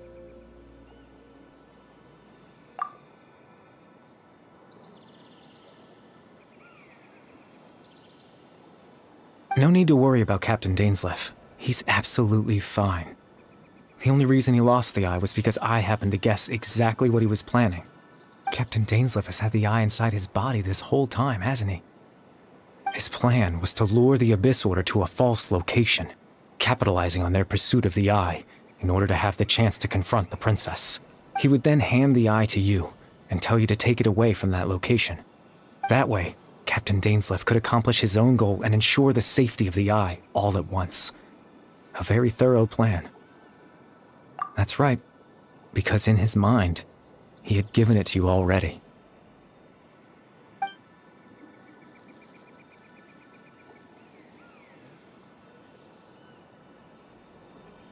Before you two entered that false location. Traveler, wait.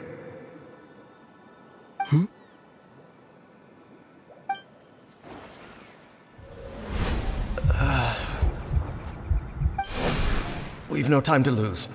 Let's head inside.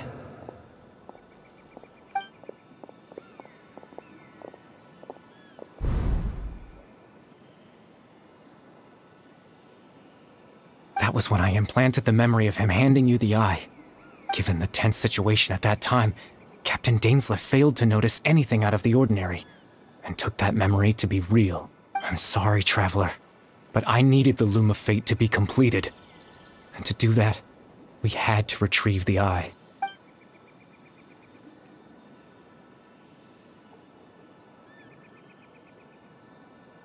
I promise I'm not trying to conceal anything from you, but I truly have no idea what the princess is planning. Tevat's ley line system is deeply entrenched in the planet. Creating new ley lines can neither replace nor extend the ones that already exist. In the face of everything they could be planning, I fear I'm too insignificant to even get a glimpse of the bigger picture. In any case, I had my own use for the Loom of Fate, and my goal, at least, you remember my father, don't you? Clotar Alberic. I believe you saw him in your sibling's memory, after he used the power of the Abyss to restore consciousness to my hilichurl form. I suffered from an indescribable level of mental anguish. To comfort me, my father told me a story, that this was a fairy tale world where I had to take on the form of a little monster. That story managed to dispel my fears, even if just for a moment. My goal was simple, to use the Loom of Fate in its near-completed form, when its ability to create memories was at its strongest, to implant a specific memory into the minds of the hilichurls. In that memory, I would tell them a story, just like my father did for me. It was a story of fairy tales and love. But more than anything, it was the story of us.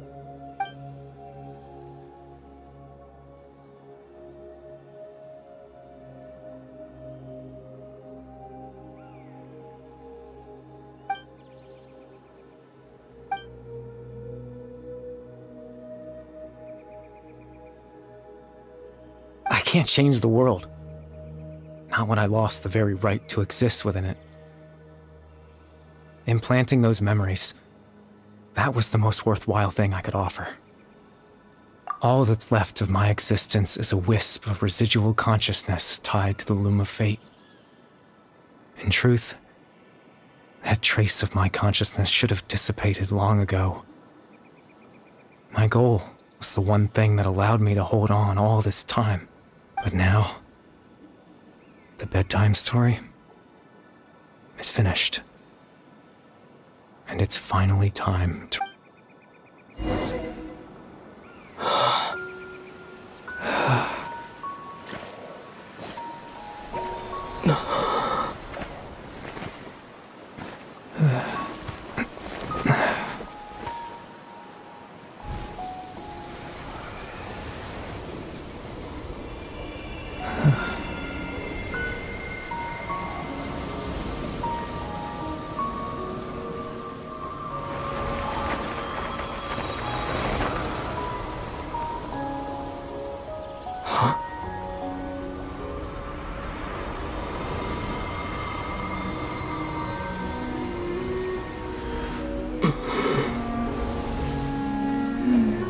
Looks like I was too late to see Kari Bear one last time.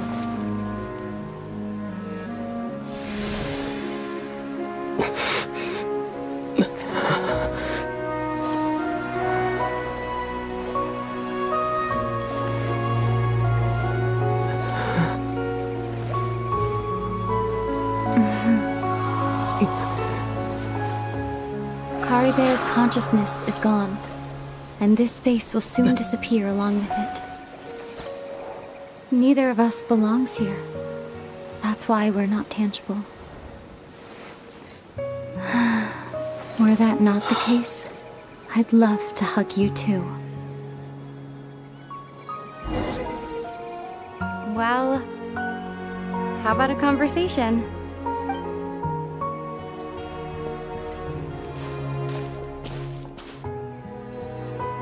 The chance to just stop and talk like this is certainly not easy to come by. Wouldn't you agree? That battle earlier was tough. The one against Dane, I mean. I didn't expect that after everything, he would still hesitate to raise his sword against me. Were it not for that, perhaps I'd still be no match for the Twilight Sword. Even after 500 years. The loom of fate, huh? I still haven't found a way to utilize it to its full potential. But there's still time before the heavenly principles awaken. Yes, for 500 years now, ever since the cataclysm in Conria, there's been no sign of activity. Not long ago, you witnessed the Hydro Archon destroy her divine throne. Such a flagrant disregard for the rules, and still Celestia took no action. I suppose that's proof enough of the Heavenly Principles situation. However, the Heavenly Principles will awaken. We just don't know when that will be, or what might trigger it. You could say that. Just look at Kari Bear. He was so pure and single-minded. The space we now find ourselves is a perfect representation of who he was.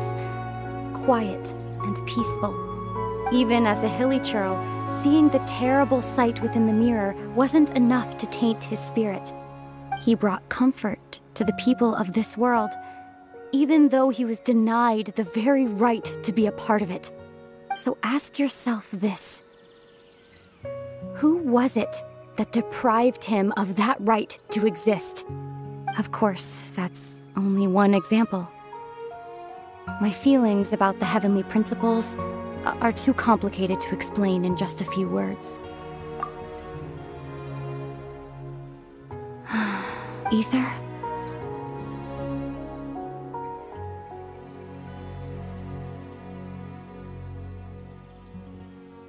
You're the only one in this world who calls me that.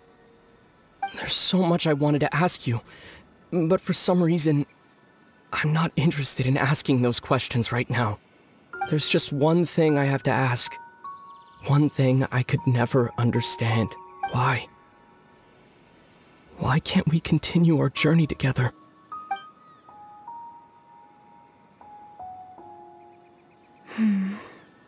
At the end of my journey, I arrived at a place known as the Sea of Flowers at the end. Do you remember? A long time ago, when we traveled between worlds together, you told me you wanted to find a place in the universe where that one flower was in full bloom. To have a place like that suddenly appear before me. Well, would you think of that as a coincidence? You mean... I miss you too, Ether. But as this war continues to rage, and as I continue to seek that final answer, I don't even know how to face myself sometimes, let alone my own brother. What's going on? This space has lost its tether. I doubt it'll be able to exist much longer. In fact, aside from our inability to physically interact with each other, there's something else you should know about this space. With Kari Bear gone, we won't be able to remember anything that happened here. Everything in space will be wiped from existence, including all memory of our reunion. You're only telling me this now?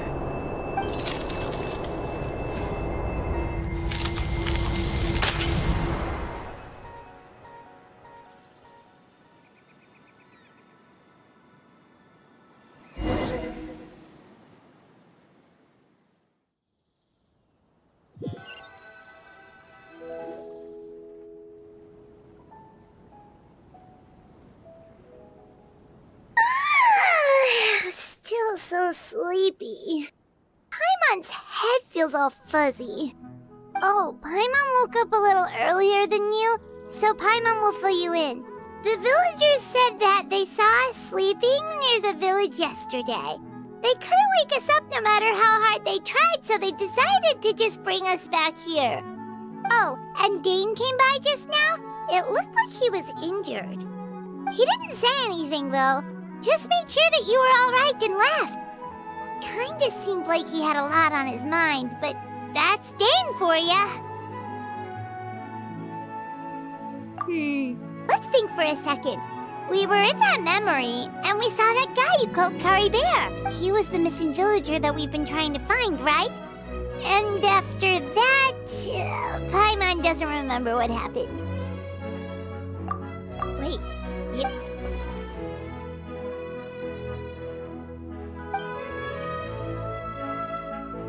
Well, what happened after that?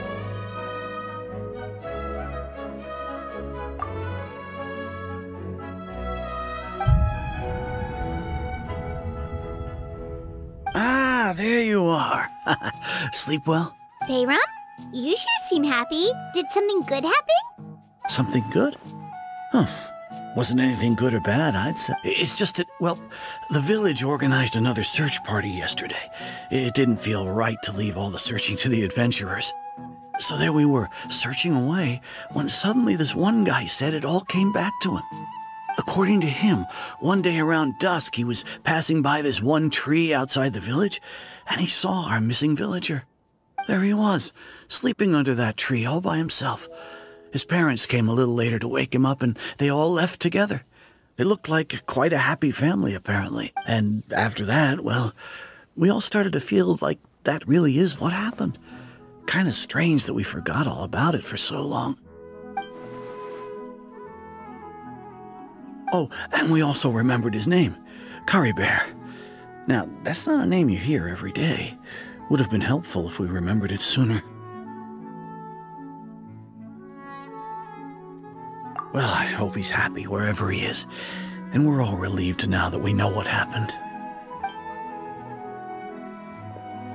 Seems like everyone thinks Kari Bear left the village. That's probably for the best. At least they have some sort of explanation now. Paimon wonders how Atosa's doing. Maybe we should go check on her. If she hasn't remembered like everyone else, we can tell her what Paimon didn't see her in the village just now, so she's probably at the tree. Come on, let's go talk to...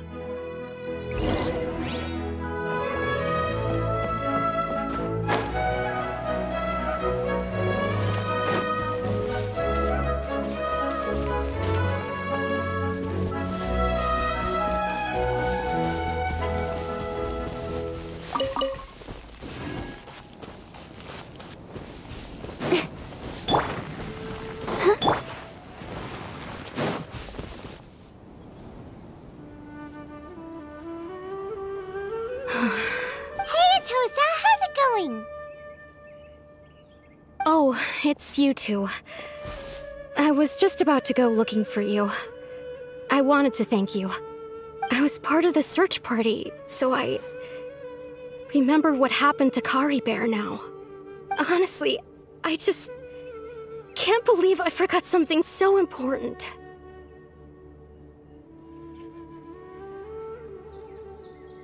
He always seemed to appear out of nowhere, and now he left just as quickly. If Kari Bear wants me to forget about the time we spent together, then I'm willing to try. I relied on him for a lot of things, but I'm sure with enough time, even the deepest of attachments can fade.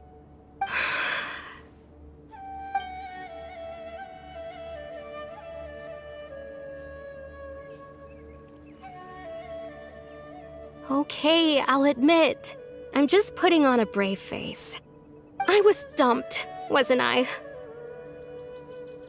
Otherwise, why would he just leave like that without saying goodbye?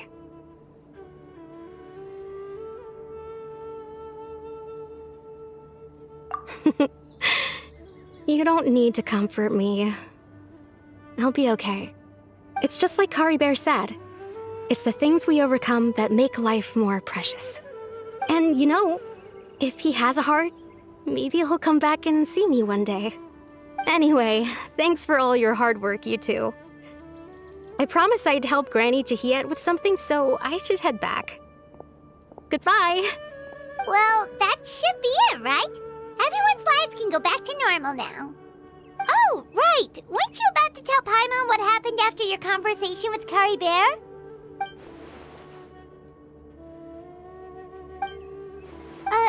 A picture?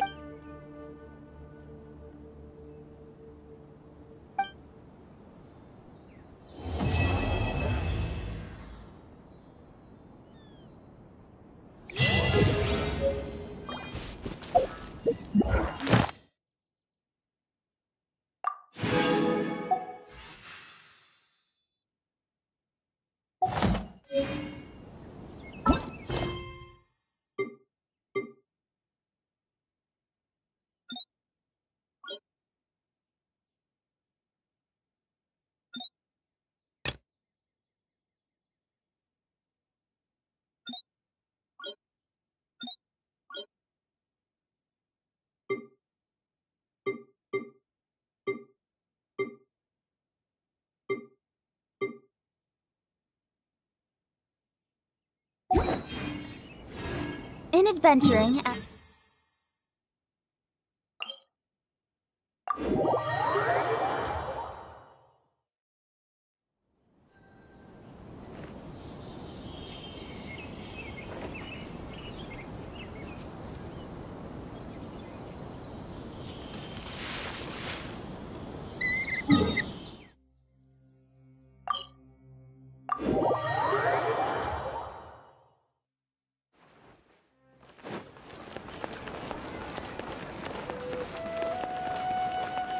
Ad Astra...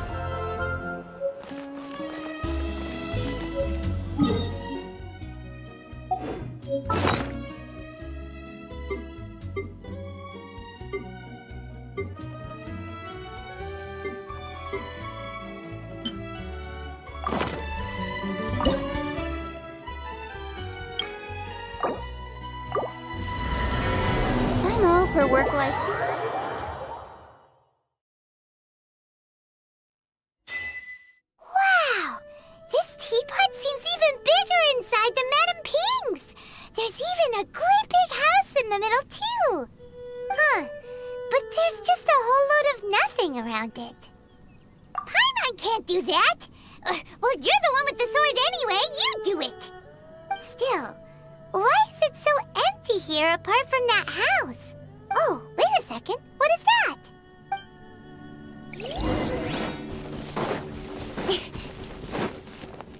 Well, it seems that we have a visitor. It's a huge finch! Excuse me, I am not a finch. I am a teapot spirit, and you may call me... hang on a moment. What am I supposed to be called again? Oh, call me. I suppose you may call me Tubby.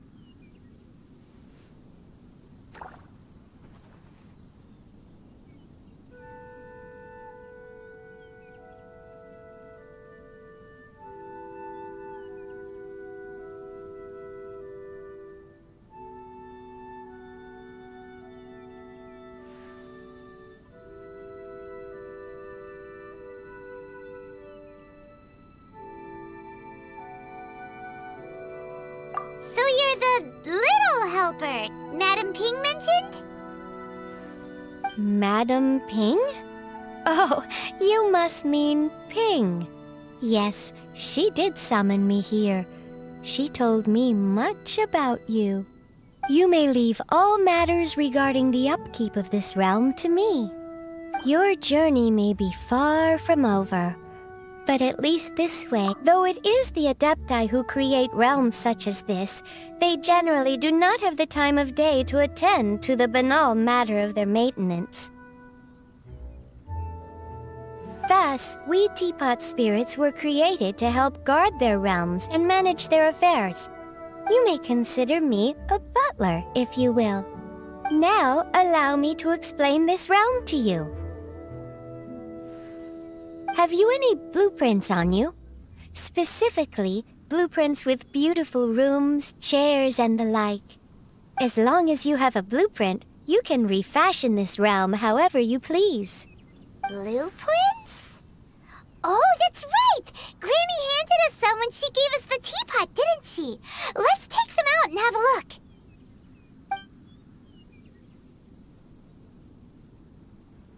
Yes, these are the blueprints I'm talking about. Go on, open them up. Just commit the image of the objects to memory and prepare the necessary materials. Then simply release the thought from your mind and the object in the blueprint shall appear within this teapot. Wow! Is that all it takes? Then we could build a whole city inside, couldn't we? I doubt it. A golden-eyed adeptus explained this to me at some point in the past.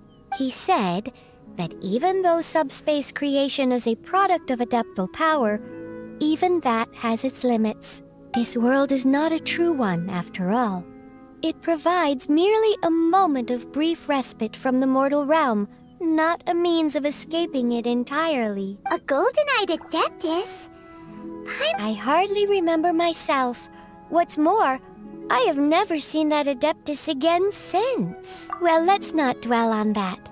Have a look around. Best you get accustomed to this realm. If there's anything you would like to ask, just look for me.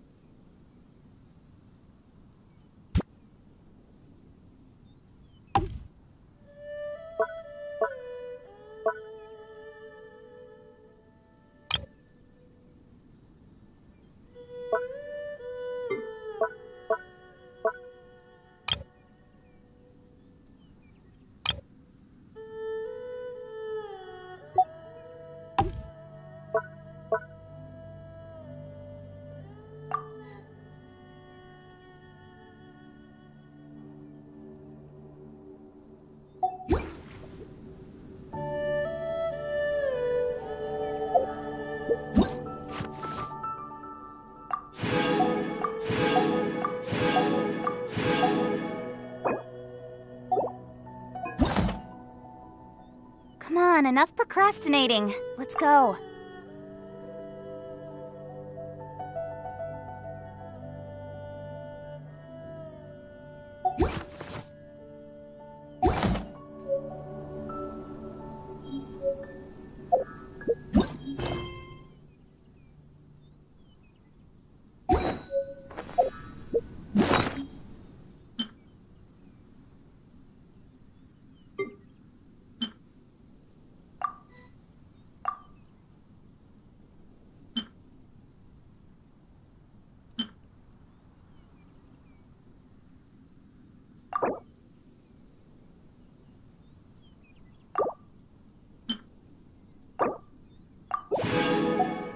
I'm all for work-life balance, but I think this is pushing it.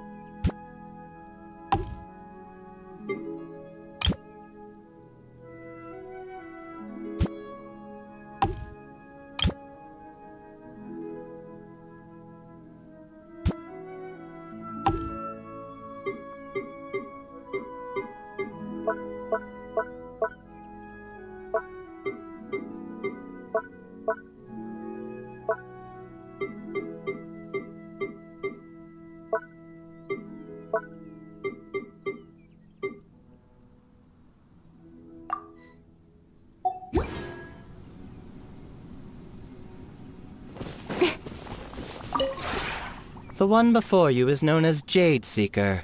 One travels far and wide, seeking naught but to witness all of the treasures this world has to offer.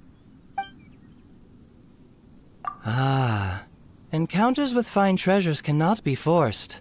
This is something that only fate may decide.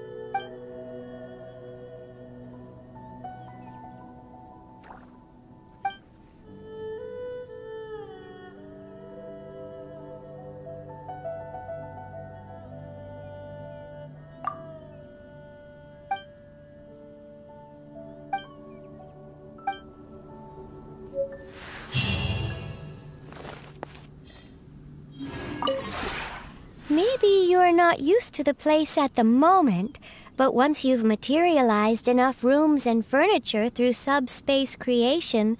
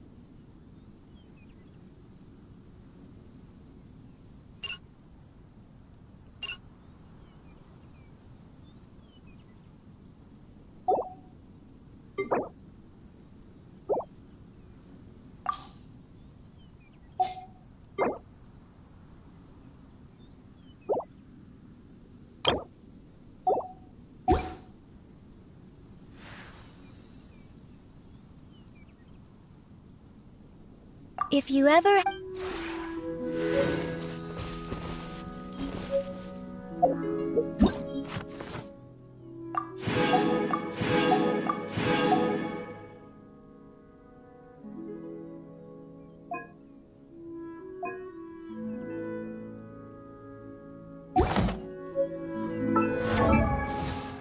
In adventuring, as in business, you always have to seize the opportunity while it's there.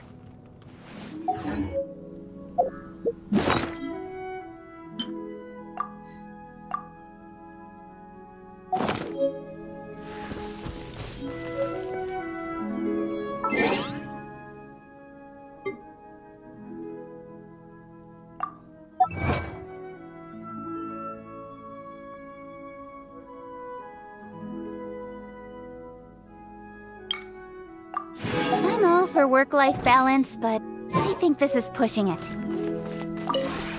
Maybe you're...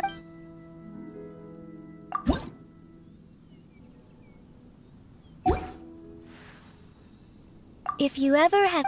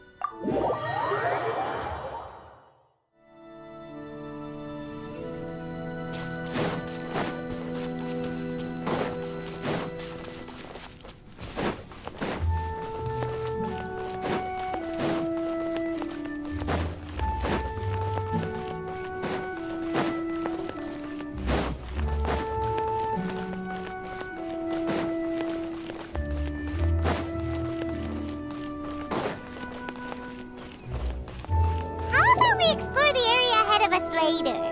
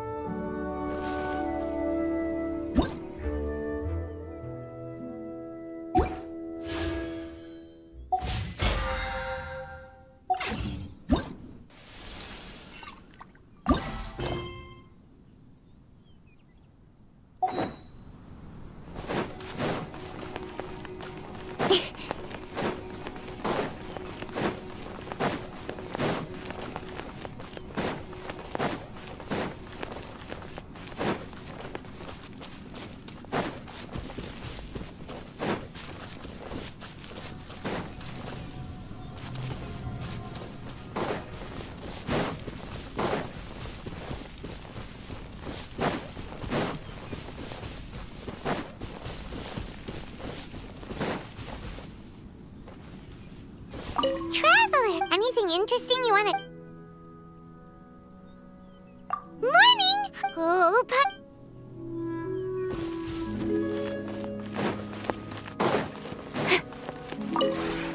Maybe you're...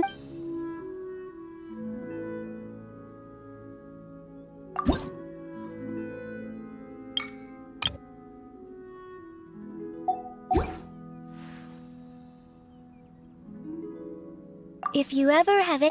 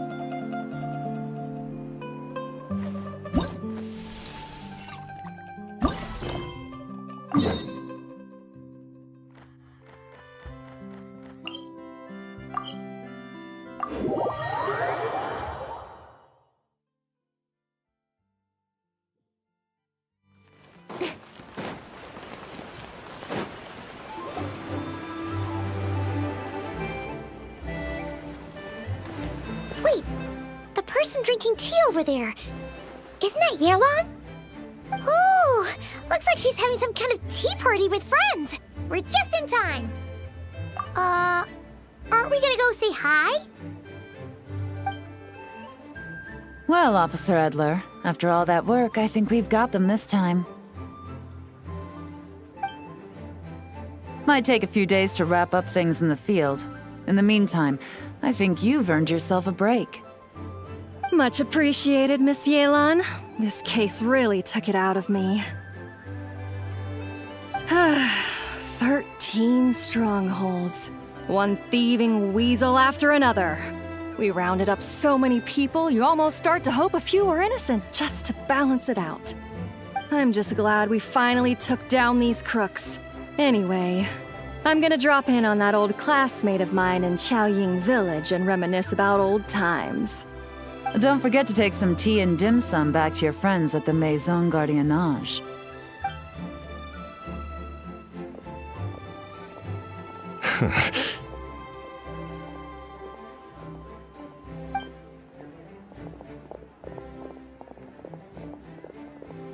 Oh, looks like Yelan's friend left. Paimon kinda wanted to meet her. Ah, another pleasant surprise. Traveler, Paimon, take a seat. Excuse me, a pot of your finest Yunlai white tea if you would, and 2 more place settings. Now, judging by that expression, I assume you came over to ask about the 2 spies that were just watching us. Ah! Spies? What spies? There were spies around here just now? Oh, more than that, I'm sure. I bet they already sent someone to tail Officer Edler. Anything to foil our operation. Ooh, so you're tracking down some criminals?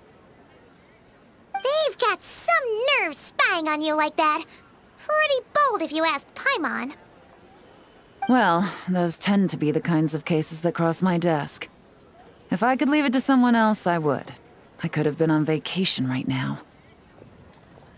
Mora laundering, to the tune of 10 figures and counting. Laundry? What does that have to do with Mora? And who are these figures? There are 10 of them? In layman's terms, a certain merchant in Fontaine possesses a large amount of Mora obtained through illicit means. But it's easy to get caught when you're moving that kind of cash. So you cover your tracks, create a front to avoid detection, and what do you know? Your illegal Mora now looks completely legit. And this merchant's front of choice? Fine art and antique auctioneering. He buys goods from all over Tevat, brings them back to Fontaine, and rebrands them as pieces of fine art, driving up their price in the process. Then, when the items go to auction, he buys them up at their inflated price with his own illicit funds. And through this exchange, the proceeds he receives in return are clean. This process allows him to legitimize his illicit wealth. He even launders Mora for other criminals as well, a business which earned him the title the Dark Financier. That's to be expected, I suppose. In Chenyu Vale, you can get your hands on exquisite antiques without breaking the bank. Tea sets, porcelain, jade, statues, all easily marketed as pieces of fine art. Liyue goods being used in illicit underground schemes poses a real threat to our trade standing in the long run. So, instead of getting to enjoy my long-awaited vacation in Fontaine, it's back to work for me. Okay, Paimon thinks she gets it now. It's like moving Mora from one hand to the other. In other words, just disguising where it originally came from. But if you know what this merchant is up to, shouldn't it be pretty easy to catch him? You go to the auction, wait for him to appear, then nab him right as he goes to purchase his expensive piece of Liyue art. Not a bad plan, Paimon. But there are too many loose ends. If you were the mastermind behind this whole scheme, would you really expose yourself as the face of the operation? Oh, yeah. You wouldn't want to be seen doing the dirty work. You'd send someone else instead. Like, if Paimon was the bad guy, she'd send the Traveler. No, wait! Even if Paimon turned bad, the Traveler would never. Paimon would need, like, a group of minions or something. Oh. Even if you track down the goods, if this Dark Financier guy isn't the one doing the buying at the auction, you won't catch him. It's not just a matter of who's at the auction. You also have to source the goods, transport them back to Fontaine, get them to the auction house, none of which are tasks he performs himself. He has a whole crew to hide behind. Tracking down the goods is already complicated enough. They change hands so many times, the trail is almost impossible to follow. So the most logical course of action is to play the long game. You start small. You find someone you can follow behind all the smoke screens, who'll lead you straight back to the Dark Financier himself. Well, wait! So you were just pretending? And to think, Paimon thought all that stuff about wrapping up the case and taking a break was actually true! Right you are, Traveler. Working with the Millilith and Officer Edler, we managed to launch attacks on all of the Dark Financier's strongholds, which allowed us to nab most of his crew. Those spies just now were his most important agents, the 2 people he trusts to have direct contact with him. The first is Corday, a senior member of the Fontaine Antique Association, in charge of auctioning off the goods. And the other is Dodamani, a ship owner from Sumeru and longtime cargo transporter. They're under pressure to salvage the situation, so we let them slip through the cracks on purpose. The goal is to make them think that, by some stroke of luck, they're in the clear and have room to act. They think keeping tabs on Officer Edler will allow them to operate under her radar and get whatever remains of their goods out of Liyue. But little do they know, while their attention's fixed on her, I'll be secretly gathering the intel that's gonna bring them crashing down. So, interested in coming along for the ride? I'm curious how you take to this line of work. Could be some potential there. Yeah, we kind of stumbled into this whole thing, but now we're a part of it too. Let's do it! For Yelan, for the people of Chenyavale, and for, the Liyue business world. I admire your selflessness, Traveler and Paimon. Let me be the one to look out for your self-interests then. Namely, your payment. How about we do this the Fontainian way? You'll get exactly what a top agent receives for a dangerous field mission. Getting started is always the hardest part, but luckily, I have a lead. The Dark Financier's crew is even more on guard than usual, so our best bet is to do some counter-surveillance to get on the right track. And I think I know just the place to start. Let's head northeast and see if I'm right.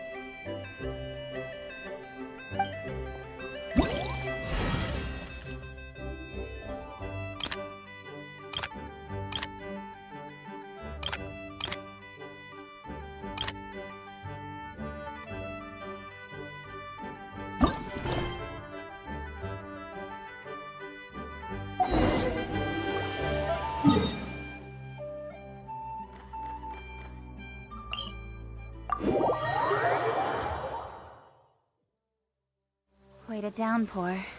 Nothing will get done until it clears. Let this be a lesson to those who yesterday said I'll do it tomorrow.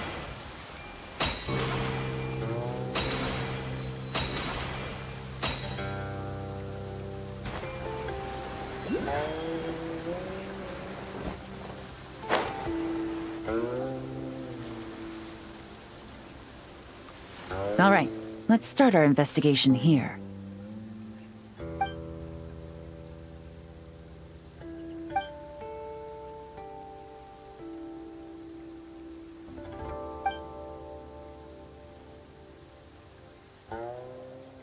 So, we can all agree this is just a normal stretch of wilderness, right?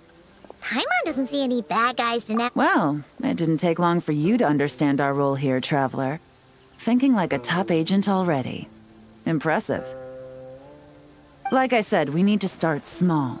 If we want to track down the man himself, our best bet is to start with his goods.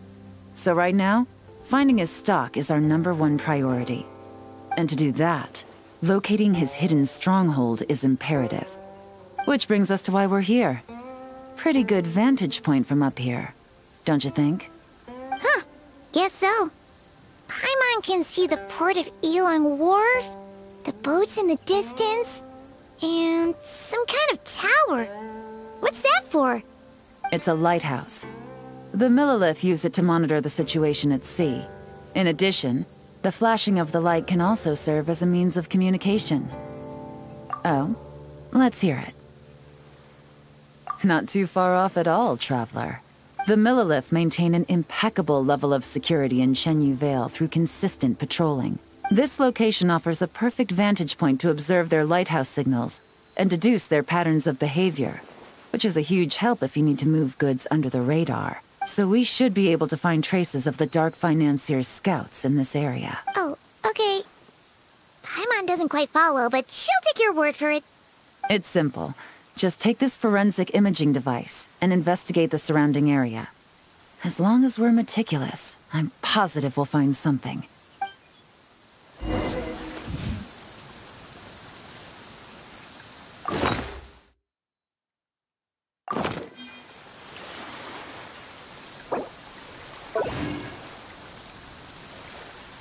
Come on, enough procrastinating. Let's go. Well? Remember, an eye for detail is key. Clues are often hidden in plain sight.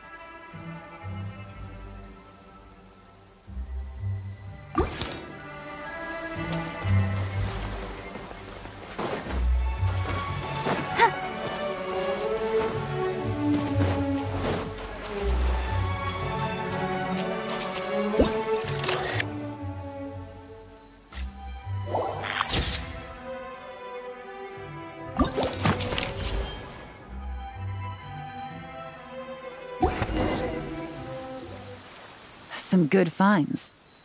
Whatever door this key opens could be critical to the investigation. And this carrier pigeon tube contains several coded messages. Huh.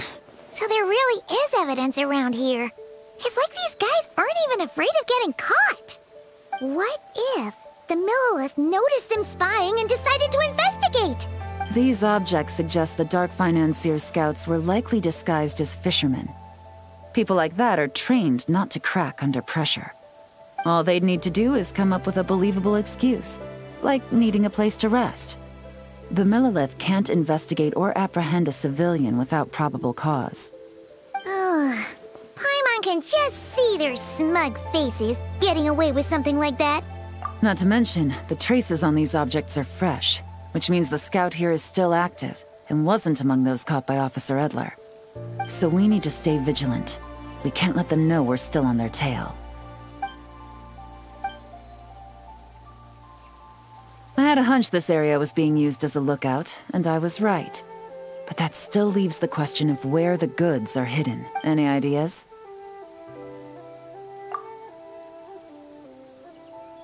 Spot on again, Traveler. Looks like you don't need anyone to hold your hand when it comes to deductive reasoning. Given a carrier pigeon's speed, the two locations should be close enough to deliver messages quickly. That means the base we're looking for should be within a certain radius. Ruling out areas within line of sight of the lighthouse, as well as places with a lot of foot traffic. That just leaves the shallows to the north of Mount Mingyuan? That certainly sounds plausible. You have the cover of the mountains, and the advantage of hiding right under the authorities' noses. Well, our next destination is decided then. Let's go.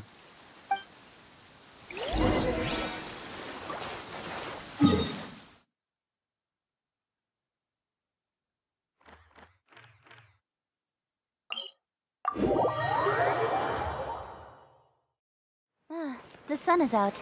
Our work's done for the day. Shall we take a stroll?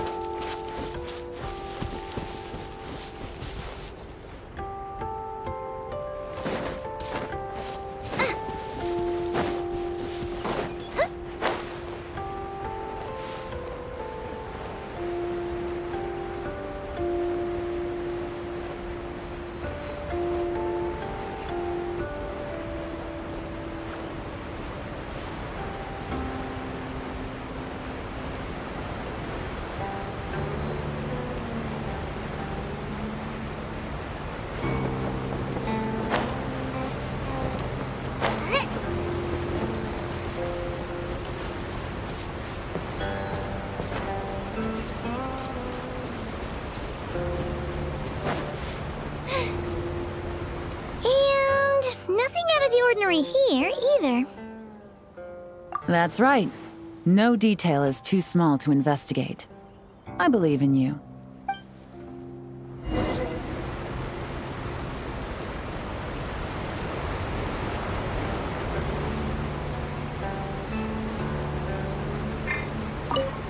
The evidence could be even more well hidden this time. All right. I know you have an eye for detail, so use it to your advantage. You've got this.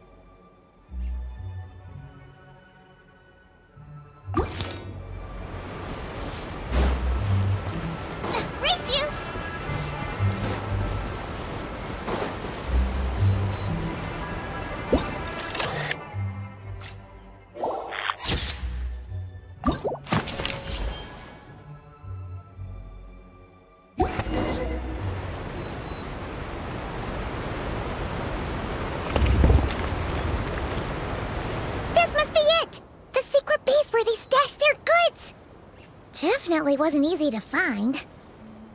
Well, well. Looks like you tracked it down in no time at all. I see your potential as a solo field agent, Traveler. Now, time to test out the key we found earlier. Let's see what surprises could be in store. This isn't their home turf, so I doubt they had time to set more traps. Should make our lives easier. I'll take it from here. The last thing we want is to leave traces behind in there. Caution is the name of the game. You two keep a lookout. Make sure no one barges in while I'm in there. You got it! This is a first for us, but the Traveler can do anything. He's got your back! Good point.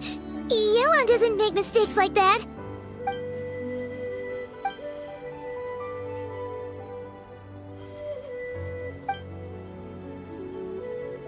Alright, that's done. I've noted the features of all the porcelain items, vases, and teas stored here. We need to keep a lookout for these features at the auction and pinpoint the person attempting to purchase the corresponding goods. Then, we can let them lead us to our main target. Wow! That was fast! You must do that all the time, huh? Now, we wait. There are countless auctions in Fontaine. We can't possibly monitor them all. Besides, that would be a waste of personnel.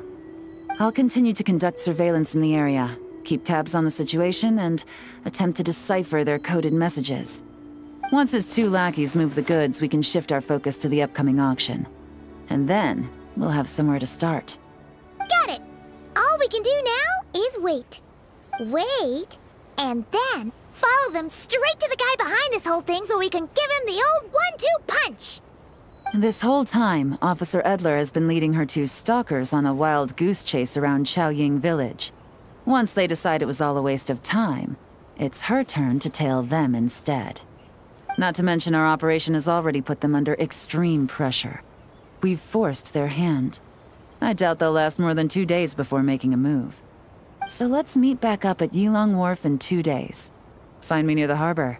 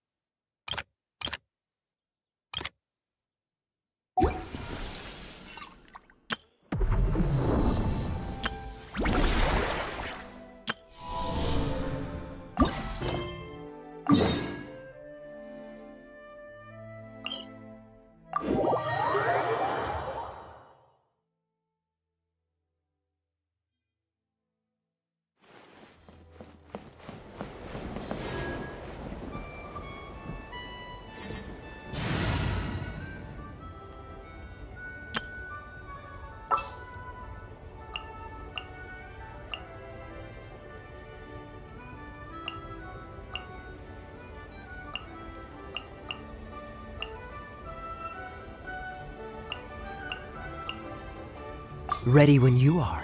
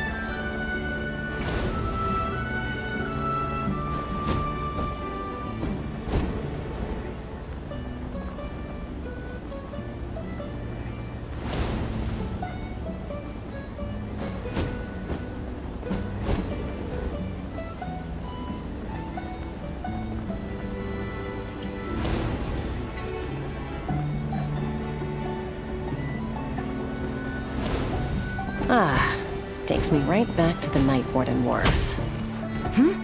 What's going on over there? Oh no! Looks like she's passed out! And there's an automaton! Quick, save her! Oh, so sorry. Got lucky that time.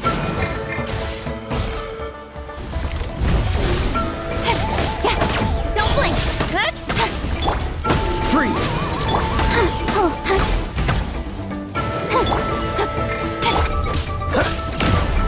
Lauma, get the speed of light. Hey!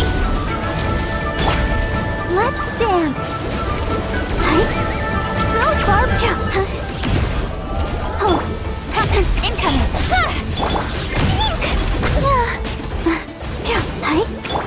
Cool it.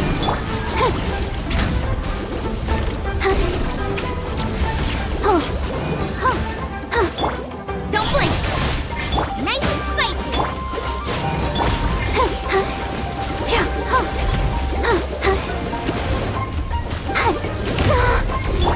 Speed of light! Freeze! I'll protect us. With sword comes shadow.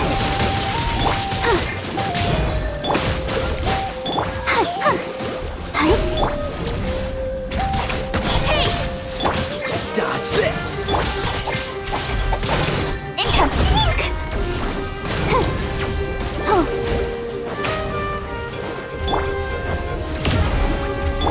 Don't blink!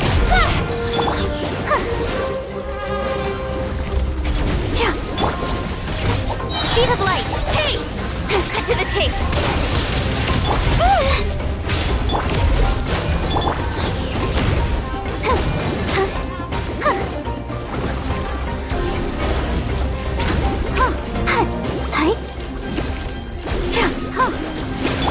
Freeze!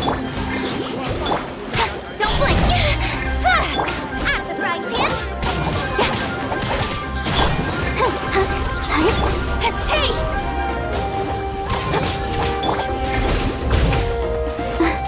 Cool it! Incoming! Nice and spicy! Yeah! Nowhere to hide! Let the show begin! Speed of light!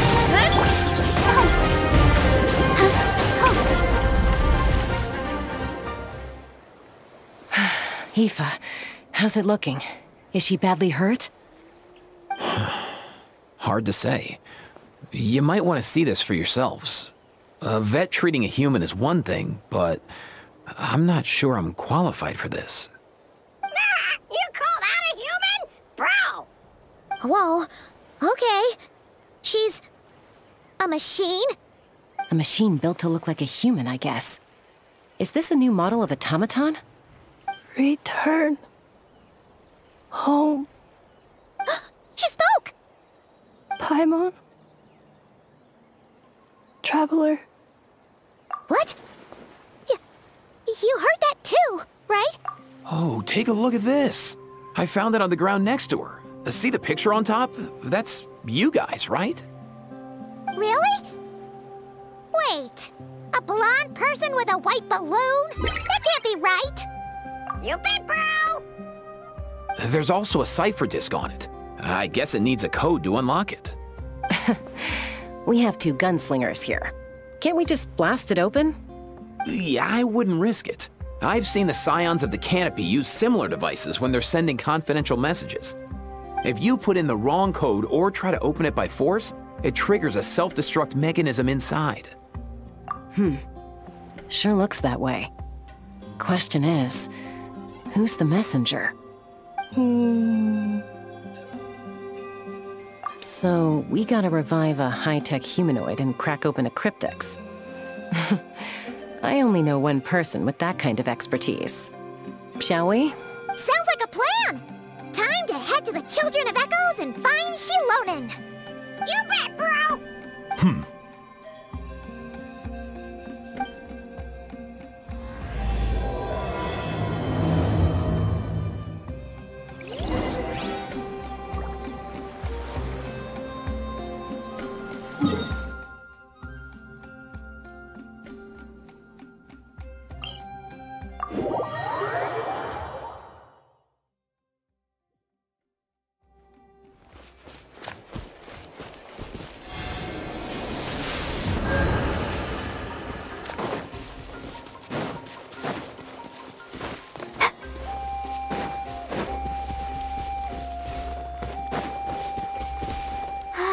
Keep going.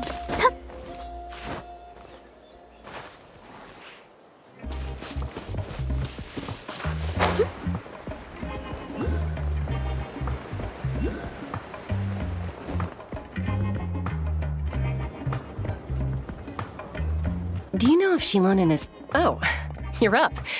I figured you'd be taking a nap at this hour.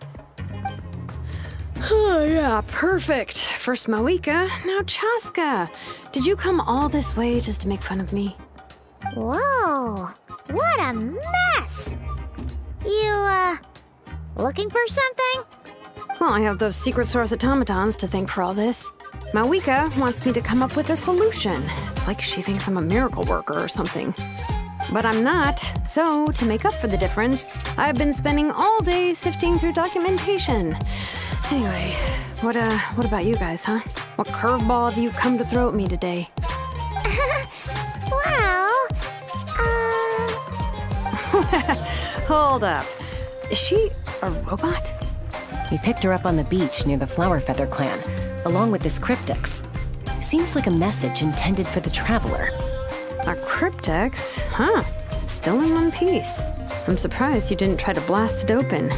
Let's see here. A Fontanian cipher disk, metal case from Liyue.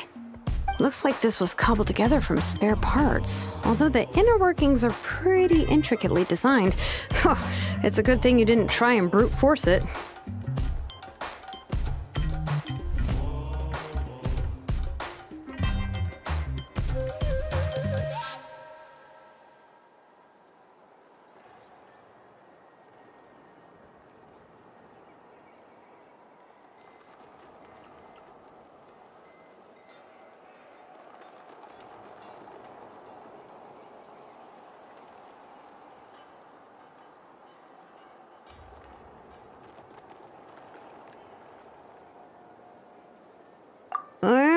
Could be a tricky one. Since it uses a combination of several different technologies, I could find out more by disassembling it, but that could potentially damage the contents, and I'm assuming it's not worth the risk, right?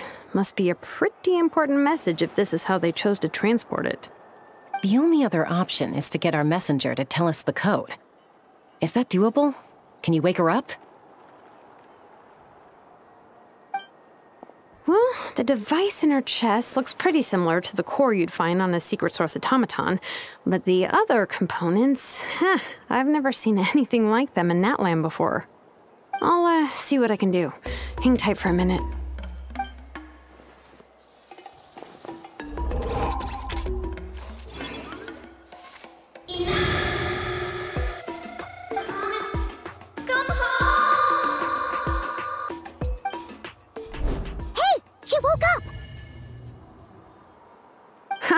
All I did was stimulate the core.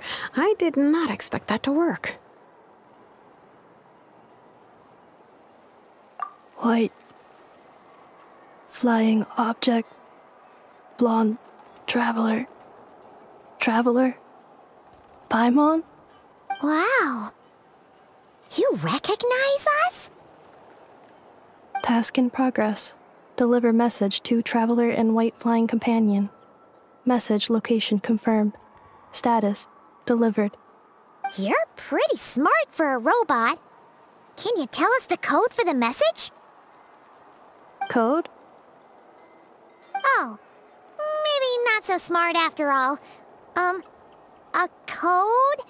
You know, like a number that you put in to unlock the message? Memory. Missing. What? Memory missing? Yeah, there's always a snag.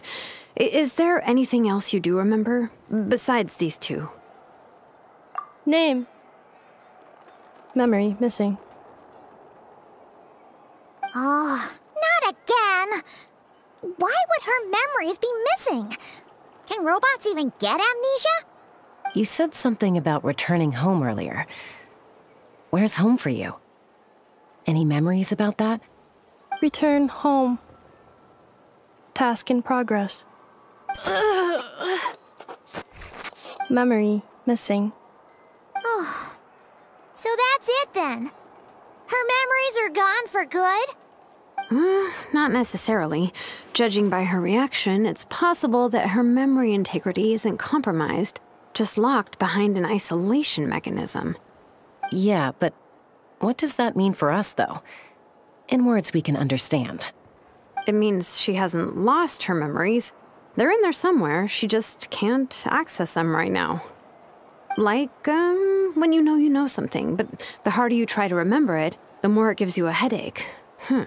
Is that what's going on? Finding near synonyms for headache. Cognition module. Pain.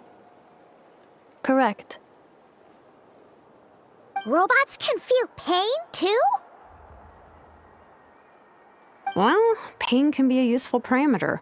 Experiencing pain is how baby humans and saurians learn what to do and what not to do. In a similar vein, I've heard that a lot of highly autonomous machines are designed with negative feedback mechanisms for behavioral regulation. Whoa, slow down. Could you simplify that for Paimon? Oh, okay, well, if I call it a curse, is that easier to understand? Imagine if you're a big shot shaman from the Masters of the Nightwind and you send your disciple on an errand to the Flowerfeather clan.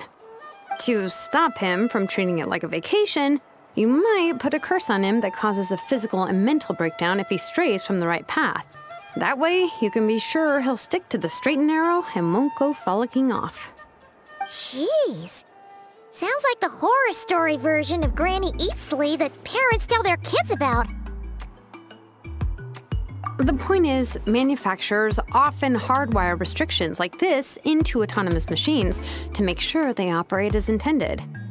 Yeah, but why would you curse a machine to lose their memories?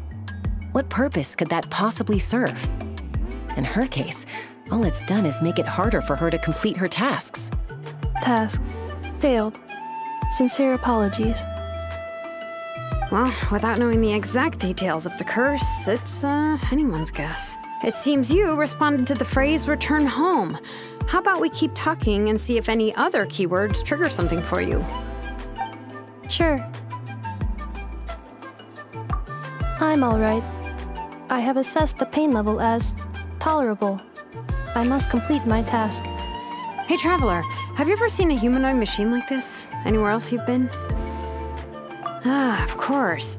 Yeah, some of her joints and a few components look pretty Fontainian to me.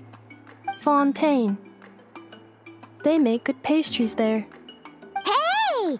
That triggered something! Hey! Never mind that. So, is Fontaine your home? No. Oh, okay.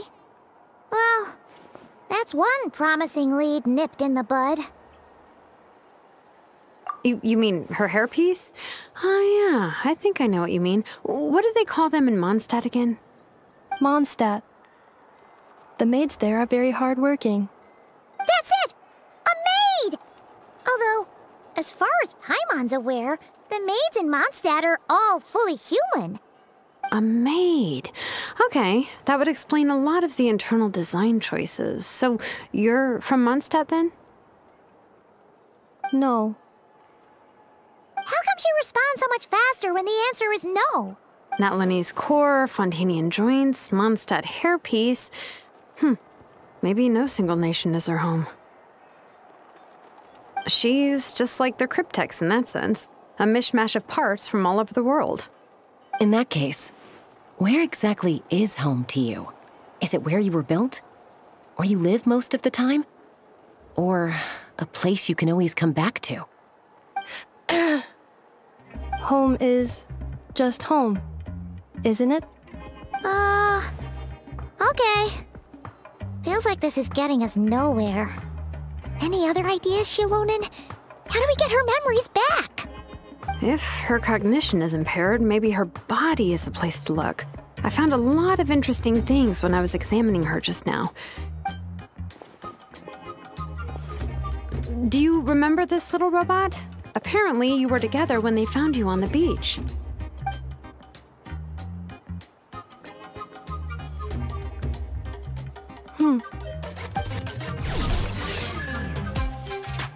Oh.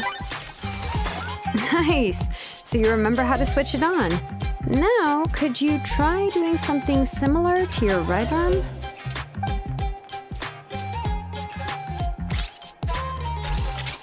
Is this a broom? Wait! She really is a robo-maid? Wow, very good indeed. Now then, could I trouble you to tidy up my workshop? Are you serious right now? Well, if she's a robo-maid, maybe doing some household chores will jog her memory. Yeah, just this area will do. Thanks. No need to tidy the whole workshop. Hey, come on! The poor thing's only just woken up. Don't you think this is a bit much? Understood. Commencing task. Sorting large objects. She's really doing it. Well, guess this counts as progress. Let's see if it leads any...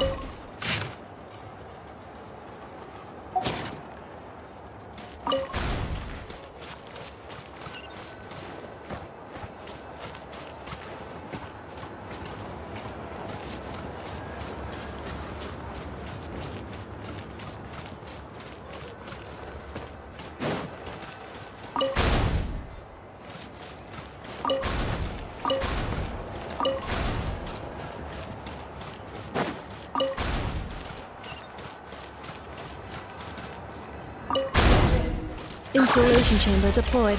Cleaning floor.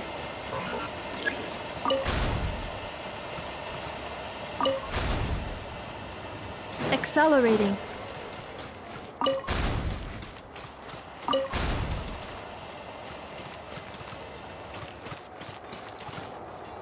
Cleanup sequence initiated. Defensive mode engaged. Installation chamber deployed.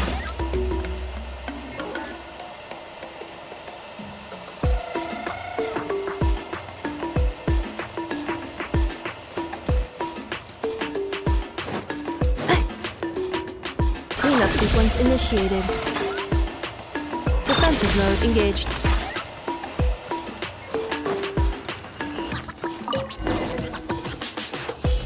Sorting small objects. Outlander Brigade. When the wind of death blew towards the blonde samurai. Clear and concise descriptions of physical motions but no plot. Category: Martial Arts Instruction. Wait, isn't that a light novel that Seat Lolly left here by mistake? The good thing about being reincarnated as a hilly churl is that I only need to eat sunsetias to become stronger. Discusses energy acquisition from the sunsetia fruit. Category: Nutritional Science. Introduction of Ancient Machines. Grammatically elegant and rhetorically sophisticated, author displays a high level of linguistic mastery. Category: Classical Literature. What in the world? That isn't classical literature.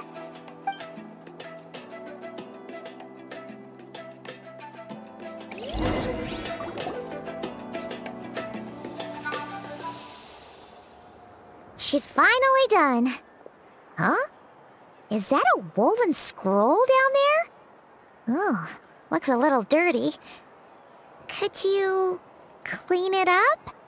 Understood. Cleaning woven scroll.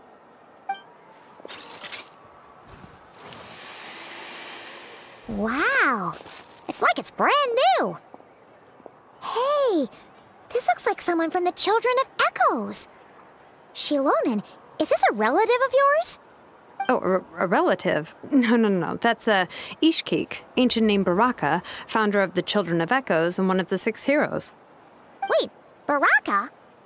Isn't that your ancient name too? Yep, she was the first recorded bearer of that name. She and her friends went on a mission to defeat the Pyro Dragon. She dismantled many ancient machines built by Dragonkind, hoping to put them to use for the good of humanity. But most of her research was lost to history. It's a real shame. I'm sure we'd all have much easier lives if we had access to all that tech. What happened? Useful stuff like that normally doesn't just get forgotten. Ochkon happened. An old friend of the 6 who ended up ruling Natlan shortly after the war, and went full tyrant. He despised everything to do with Dragonkind, and persecuted everyone who showed any kind of sympathies toward their civilization. He even turned on Ishkik, one of his closest allies. Ultimately, she took her own life, bringing a once amicable friendship to a tragic end. Ishkik burned her workshop to the ground to make sure Ochkon couldn't get her hands on it. That's the reason most of her research is lost to history. That's right. One of her friends managed to preserve a small amount of her work. The other person you see on that woven scroll, the same person I inherited the ancient name Vuka from. It was said that she was raised by a dragon mother, then went on to found the Flower Feather clan. The uncrowned queen who brought freedom to the weak and to the persecuted Saurians. Bianca. Malfunction. This is not the way. This is not where you belong. Malfunction who betrayed us all. You dare seek a place to belong?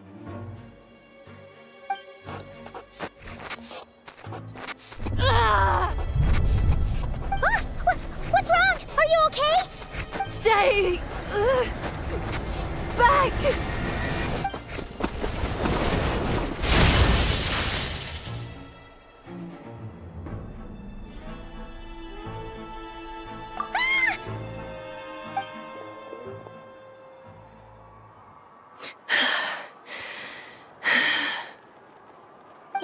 Robo made, why is she suddenly acting like a lethal weapon? Ah! What's that sound? A lightning strike? It's gotta be a lightning strike! Why couldn't it hit Kniech on the head? If there was a lightning storm, I'd have thrown you into the sky by now.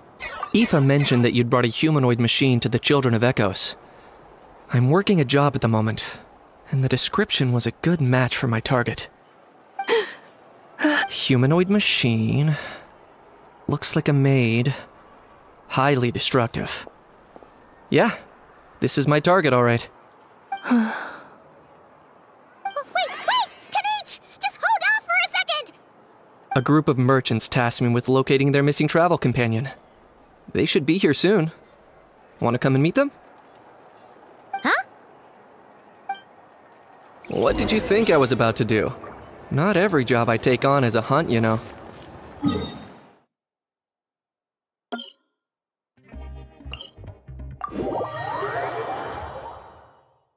Alright. I'm sorry. Let's go meet these merchants then.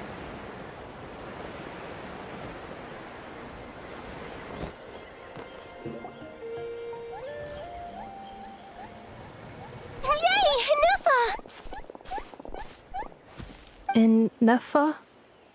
Inefa! They found you at last! Thank goodness you're okay. My apologies. Who are you? Oh no, your memory's gone again? Even your name this time? Again? Liyue, Fontaine, Sumeru. This is quite a diverse crew. So, are you her manufacturers or family? No way. None of us have that kind of skill.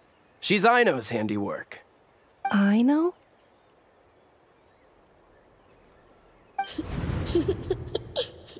From now on, your name's Inefa. Promise me. Remember, you have to come home. Malfunction.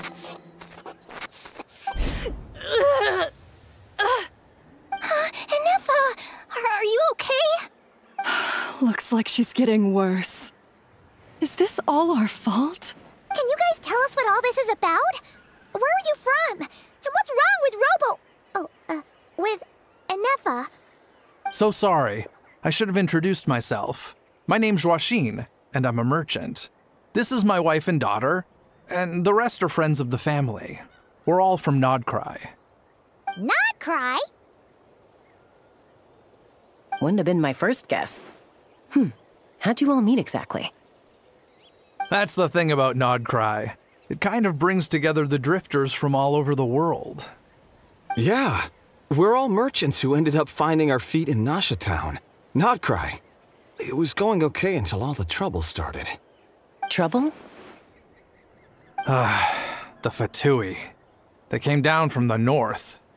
They made some big moves in Nodcry lately. It's caused quite a bit of friction with the local religious groups. That's one way to put it. You know what I heard? They pulled the whole moon down. That, plus the incident with the moon statues? Surely the Frost Moon Scions aren't going to take all this lying down. Anyway, there us regular folks were, just trying to make a steady living while getting increasingly worried that it's gonna turn ugly. In the end, we figured heading back to our respective homes is probably the best thing for now. So we decided to make the journey together. And me? Your case is, a little different. But you did come here on the same boat as us. And it was smooth sailing, until we got attacked by those weird machines as we were coming into shore. Weird machines? Secret source automatons by any chance? Inefa saved us all. She jumped off the ship and told us to leave without her. Really? I did that? As soon as we'd found another place to dock, we looked around for someone to help us. We'd have paid anything to get her back. Hence why our price negotiation went so smoothly. However, the Traveler and party were the ones who actually saved Inefa. And Shalonen is the one who woke her up. I'll have to include their costs in the final bill. Oh, please. I barely did anything. All credit to Anefa. She only woke up because of her build quality, so I guess I should say all credit to this Aino, then? Her core is remarkably resilient. It's a rare find, even among Natlan's source mechanisms. Was Aino the one who modified it? Oh! If so, then we just need to get Aino to come here and fix her! Then she'll get all her memories back! I'm afraid that's not gonna work. The core is most likely just something Aino picked up on one of her scavenger hunts. I doubt she did much beyond salvaging it. And as for the memory thing, Anefa's whole reason for joining us on our journey was to come to Natlan and look for her missing memories. Please, explain in more detail. All right. Although I've lost count of how many times we've been through this, and I'm only telling you what you originally told me. Although Aino built you, she never could figure out where your core came from or how it works. The only thing she was fairly sure of was that it's not from Nodcry. Things were fine at the start. You'd occasionally forget to pay for your groceries or add salt to a dish you were cooking. But that was as bad as it got. Until one day, you were sweeping the floor, and suddenly you forgot your own strength. Nearly took the entire wall down. The worst part of that was, Anefa had completely forgotten that Aino was on the other side of that wall. Huh? Aino was fine, of course, didn't bat an eyelid. But since then, Anefa has been searching for a way to try and repair herself. Anyway, a bunch of mechanical parts from Natlan showed up in Nodcry recently, and you noticed they bore some similarities to your core. Then you learned that a group of us were planning to return home, stopping off in Natlan on the way, so you tracked us down and joined the crew. Well, does any of that jog your memory? No. Didn't think so. Has her memory loss always been this serious? No. When we first set off, she'd have the occasional memory lapse, but it only lasted a moment. Didn't really affect anything. I seriously doubt Aino would have let her come on this trip if it had been that bad. But then, the closer we got to Natlan, the worse her symptoms got. She was already in a pretty bad state by the time she went to fend off those machine things. And now, I wonder if that battle just made things worse. Poor Anefa. My friends, I know we've only just arrived in Natlan, but from what I've heard, you're some of this nation's top talents. Is there anything you can do to cure her? Anything at all? Perhaps coming to Natlan was a bad idea after all. Well, it's too early to say. Don't forget that before I was interrupted by you guys, I'd just started my deep dive into researching the secret source automatons. My job isn't done yet either. You wanted your travel companion back, safe and sound. I still have work to do. So, why don't you all stick around here in Natlan a little longer? Your ship got attacked, and since then, you've been scrambling to try and find your missing crew member. Sounds like you need some time to catch your breath. Yeah, I was just thinking, we could do with a breather. But where would we stay? How about the Flower Feather Clan? In my tribe, weary travelers are always welcome. Flower Feather Clan. In the meantime, we'll try to find whatever information we can about Anefa. After all, she has a message for our Tumaini. So this is as much our business as it is yours. Oh yeah! Paimon had practically forgotten all about that. You guys don't happen to know the code, do you? Oh, the code for the cryptex. Sorry, Anefa wouldn't tell us anything about that. You gotta wonder what sort of a person sends a robot with amnesia to deliver their messages. To be fair, they couldn't have known things would get this bad. Also, Anefa told me she had a backup plan to make sure she wouldn't forget the code. A backup plan? Great! So what is it? Backup plan. Memory missing. Huh. Well, as long as we get her memories back, that'll solve everything, right? Oh, yeah, okay, because it's that simple. Wait, you do realize I can't promise anything, don't you? I do. I also know that every time you say that, you end up getting the job done.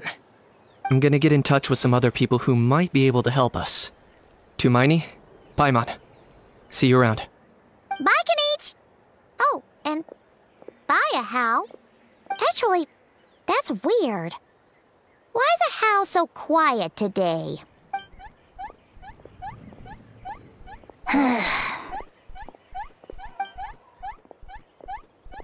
You're being very strange today. Am I? Tell me one strange thing I've said! That's the strange part. You haven't protested to anything I've done today. Not the original price for the job, not the revised timeline, none of it. That's because I fainted from your stupidity! You stupefied me into a stupor! Got it? Is something wrong with my memory? Or is that really who I think it is? Who cares? She isn't my problem.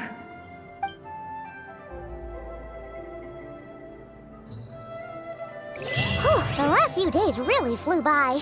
Do you think Inefa and the merchants are enjoying their stay at the Flower Feather Clan? Let's go see how they're doing!